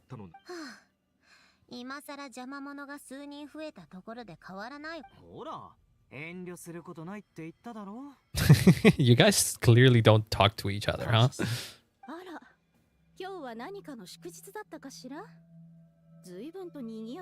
Hi, Senora. I also miss you, but like in a different way. Well, quite the meeting they have gotten. Just chilling? Congrats? Keep chilling. Don't let views define you, is what I say. Just do the things you want to do, ignoring what kind of a number you get. Unmannered 11th seat can learn a thing or two. Oh my god. already being antagonistic towards each other. This is supposed to be a tea party. Come on now. Oh. No fighting. No fighting on the tea party. She's just nomming. One by one, people just kept bargaining. I would imagine that wasn't a regular occurrence, though, right? One by one, they left without a word. Yep.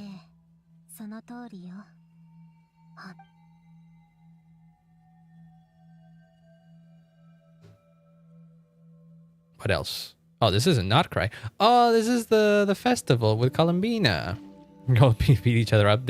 Those people you saw right there, they were not in the friendliest terms with each other, despite the fact that they were technically in the same organization. They just don't like each other all that much. So there was parts of them that wanted to beat each other up. That's for sure. Aww. The little goodbye they had in the festival. Aww. Yep. If we had, would the story have had a different ending? Probably not. The Tori would have found a way to snatch Columbina regardless. And she couldn't stay anyways. Yeah. Let's reference the festival. Not that. Not every festival is just a Deltarune reference. Oh wow, you could see the model upgrade she had in between being an NPC and being actually playable. Look at the detail on her hair there. Every time you make a decision, there's a voice inside your heart, my voice, asking to contradict all logic and reason. Why didn't we make her stay? Well, that's doubt. Humans just constantly operate with doubt in their minds. There's no way we can absolutely just get rid of it. Is that just how this internal anomaly manifests? Just doubt?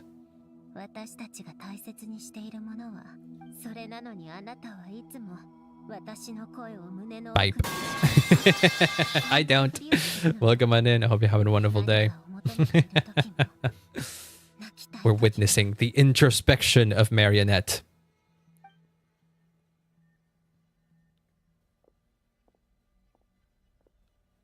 If you want to make this into a Digital Circus reference, you could think of it as like the moment in the final episode where Pomni goes to see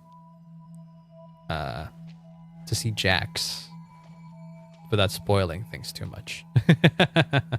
Don't pull a Carl. What Carl? Oh, I'm going to bed. Proceed to watch the stream. No, Cax has been lurking. They've been working. Cax has just been working all day. Yeah. I want to believe that if he did go to sleep, he did say he was going to pull an all-nighter. So maybe he made more progress than he thought he was going to make, and therefore he can skip the all-nighter. Which, if so, good, because all-nighters aren't great.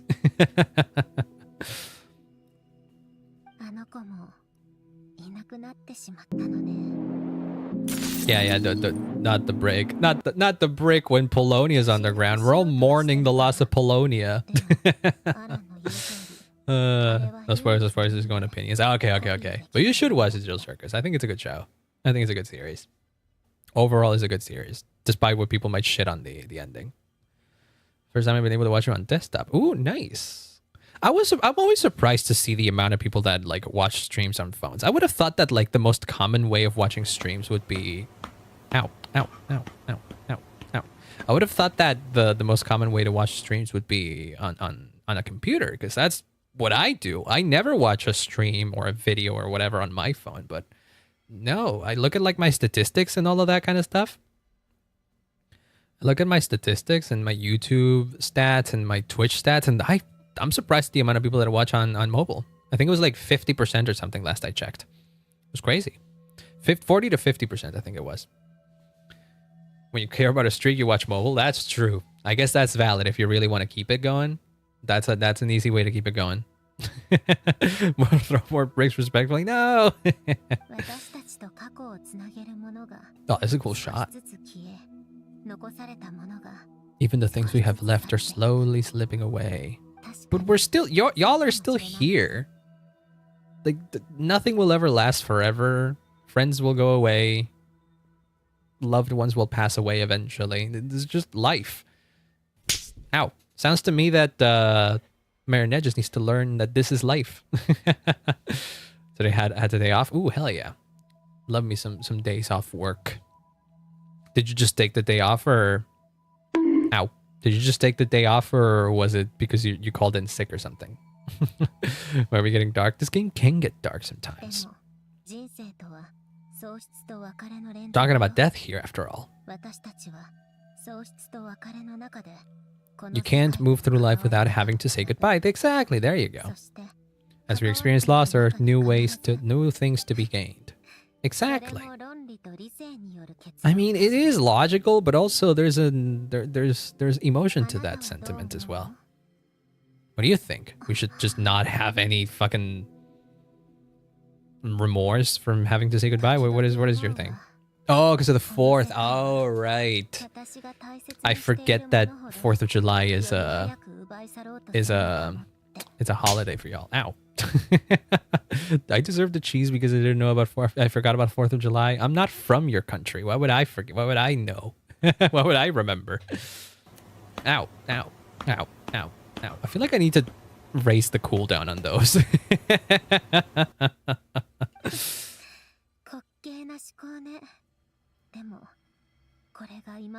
It's just abuse, true.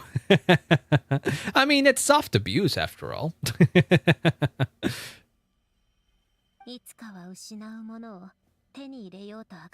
It isn't a big deal. At most, it just like pops up a little bit on stream, and that's it.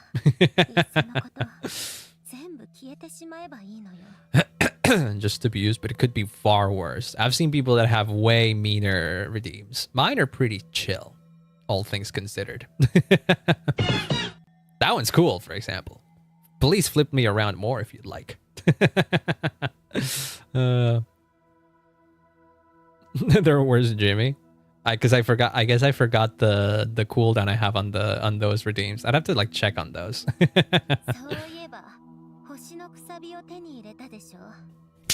Ow. See, how many points did you have freaking saved up? Oh my god, you've been looking for a while if you had all those points. I appreciate it. Maybe the stellar linchpin appeared because of me, because of what I wished for. Did you find out what you wished for? Oh, about 3.5k? Hell yeah. What's Jimmy? What do you think about Kaz? You could ask. You could literally do exclamation mark Jimmy and he will pop up. Like literally, that's something you can do on YouTube chat. It's not even a Twitch only thing. Ow, ow, ow, ow, ow, ow, ow. Cooldown is a minute? I should change that.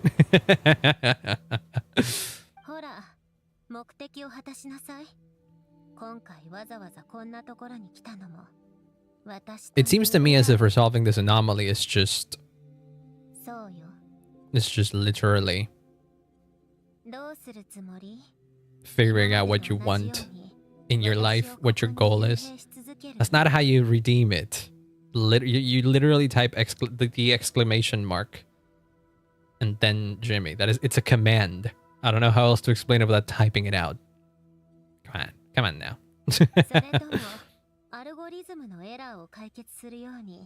Like debugging a code.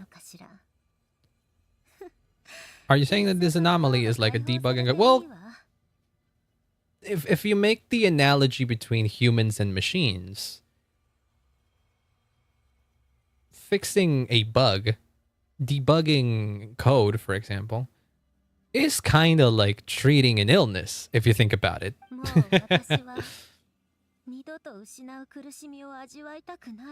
But that's something that we have to live with, though, sadly. No, you can't. You have to just type exclamation mark Jimmy and nothing else. That's what it is. You've already asked your question. All you need to do is summon Jimmy.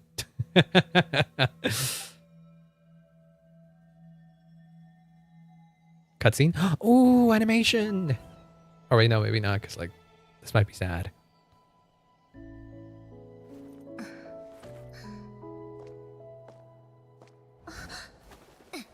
Oh shit. You're breaking it straight up. Aww, the hug. Just embrace those anomalies. Exactly. They're all part of who you are. The doubt, you know, regrets. These are all parts of being human. Aww.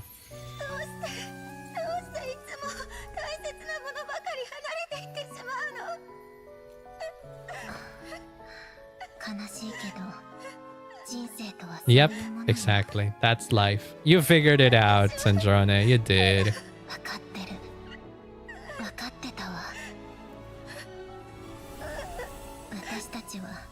We've been one all along. Exactly.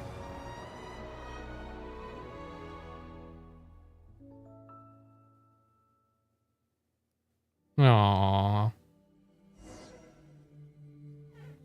Yeah, who knew? Fixing your anomalies was just acknowledging who you are. Even the parts of you that aren't pretty to look at. It's okay to cry, yeah. But you, I mean, yeah, you kind of comforted yourself. The emotional side of my core algorithm. Alan tried to tell me that too. I just choose to ignore her voice. Oh. So I guess the logical part of your brain, quote unquote, suppressed the emotional part of it because you thought you didn't need it. Wait, what is it? It's kind of like the aquarium. The old me took one look at it and saw something I would have inevitably lose, so I stopped putting in the effort. Ah, see, I knew that was gonna be relevant to her arc.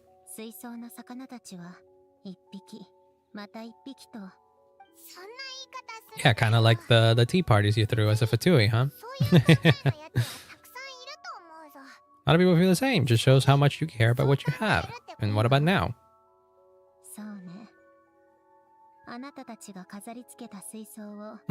Jimmy, do a funny thing. I can't tell you. I don't know how to tell you anymore. You might be baiting me at this point and I'm falling like an idiot. I already told you. It's a command.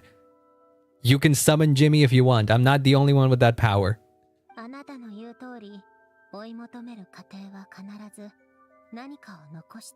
We get to keep the things we gain along the way, and those things that can never be replaced. Exactly.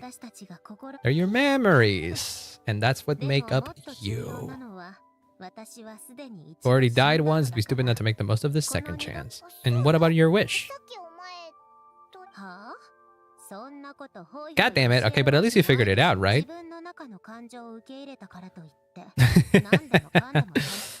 Okay, we'll eventually find out though. Trust. Alright, you're fucking with me. And because you're fucking with me, I'm not gonna summon Jimmy. Because I could summon Jimmy on my own. But I won't. Wait, what did he say? Cleaning some of the old aquarium tags on my own? Wait, what do you mean? Wait, what? Why do you need to talk to Zidlali? I'm sorry, no, don't worry about it. It's all playful banter.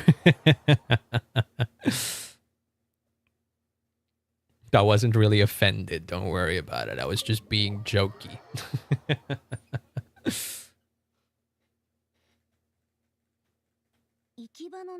Resentful lost souls? Couldn't get comfortable sleeping near the opera Epiclès. Fountain of Lucine is where all the water in Fontaine gathers, so that's where the yes, we had a little bit of an encounter there. So many dead moms in this epic game. True. That's kind of part of the plot. Not plot, but like, it is a common trope, sadly.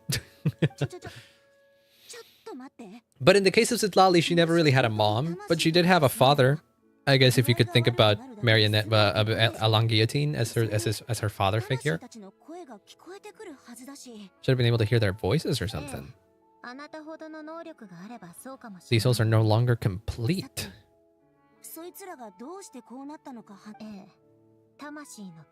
Soul severing. Renee of the Nurses. Wait, what? I do know about soul severing. It's one of those concepts that a lot of different people in the world of Teyvat, in the world of Genshin, have done. They all came across the same method. They just called it different things.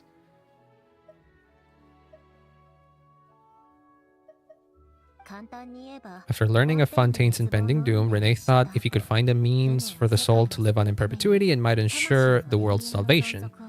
And soul severing was the first step of his research. His physical form. Yeah, he eventually became a big water monster. Yeah. Some of his people just stood in his way as a test subject for his research. This is all stuff that happens if you see or that you find out about if you play the Nurses in Croix Ordo storyline.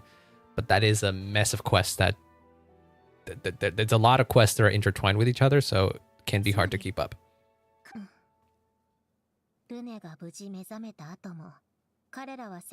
Just for dramatic effect. I'm of the mindset that if a character's mother is dead, it better be part of her story, of their story. If not, then why? What is it? The two continued the research, and all severed souls ended up merging into Renee's consciousness. Yes, that became Narcissus Croix, right? I think that was what it was. After you saved Fontaine by turning Fontaine's into true quote-unquote humans, these souls returned to the ley lines. Except the soul severed before Renee awakened. Ah. Oh shit, so this is kind of like a loose thread that we left. Did get the reference, did I? Unrecognized by the ley lines or fate, no wonder I could assess them. Breaking free from fate was also one of Renee's goals back then. Yes, he wanted to become a descender. It's crazy that we found out a lot about descenders. Seemingly a key piece of lore to understand Genshin in a world quest. You're my dessert, am I?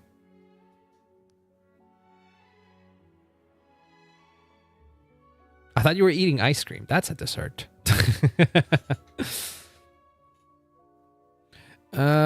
They began to fuse with other entities. Their inner resentment lured in all sorts of evil beings, which corrupted and defiled them into nothing more than accumulations of filth. But the full transformation must have been recent, otherwise the Iodex surely would have noticed. Oh shit, so there's more going on. Okay, we won't finish this today for sure then. Wait, why not? Why not? Diplomatic hassle, but like, this is important. Do you want me to just go? You want me to just handle all of that part? I'm the traveler. They'll just let me in. Not planning to leave the Fatui anytime soon. That's good to know.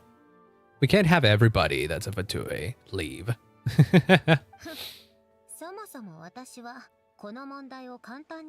Where the entirety of the story was just a Sendai colony. Good old Sendai colony. I did like that arc in the manga. I heard it got really good in the anime. I haven't watched it yet.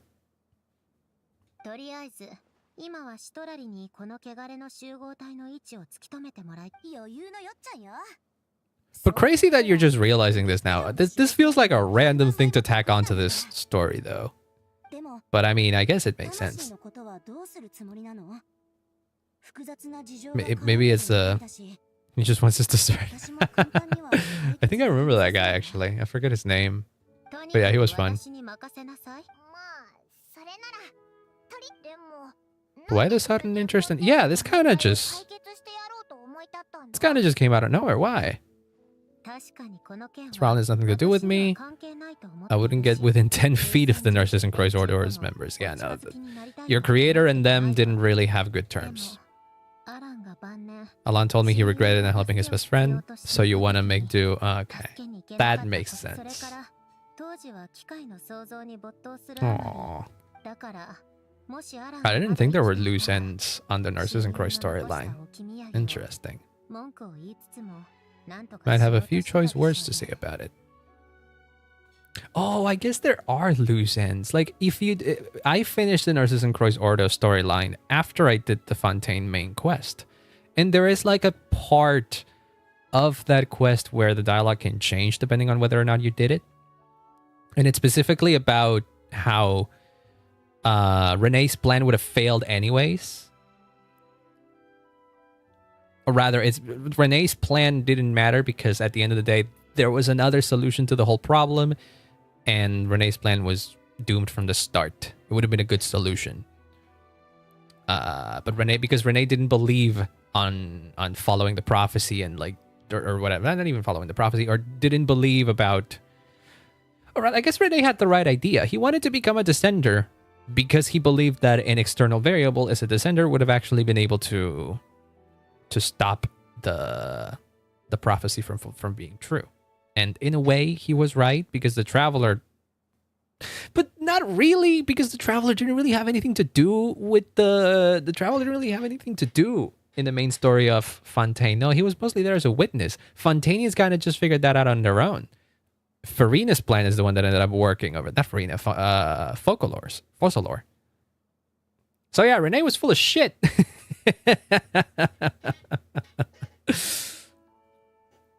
But I guess he left remnants of that, or there are still remnants of what he did that I guess we're clearing out now.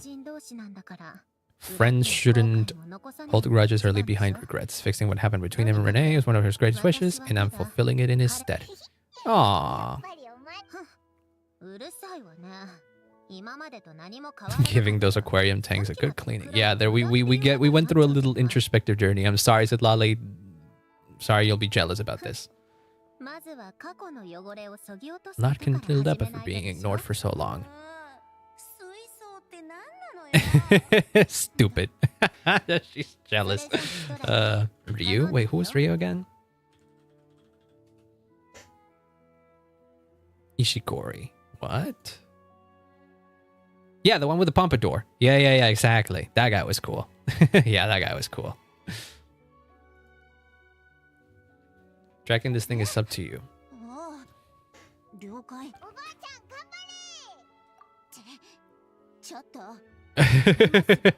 Whoa, what the heck? Why? Oh god, she's too jealous. Now she wants me just for myself, just for herself. Don't let me keep you. It's funny that Sandrone just doesn't understand shit here. I always love that. All right, we're leaving this here. We're finishing this next week. I want to play Deltarune tomorrow. Oh my god, Deltarune tomorrow? Yes, Deltarune tomorrow. I will most likely not finish Deltarune tomorrow either. But I will keep playing it tomorrow for sure. And we're gonna be doing this probably on Tuesday then, finishing off that, and then I don't know what else we do next week. Potentially another Deltarune stream if I haven't finished it by tomorrow, which is likely. Oh my god. I'm stuck. I found a place to get stuck in.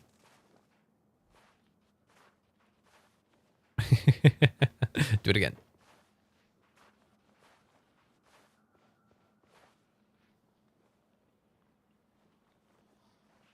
This is what we call restless behavior.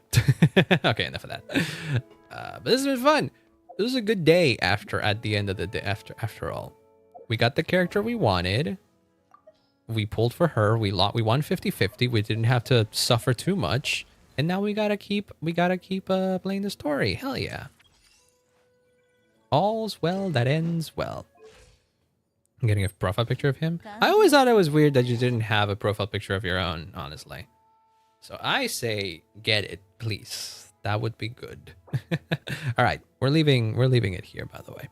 Let's see. Do I want to raid somebody? Maybe. Oh, is Nor live?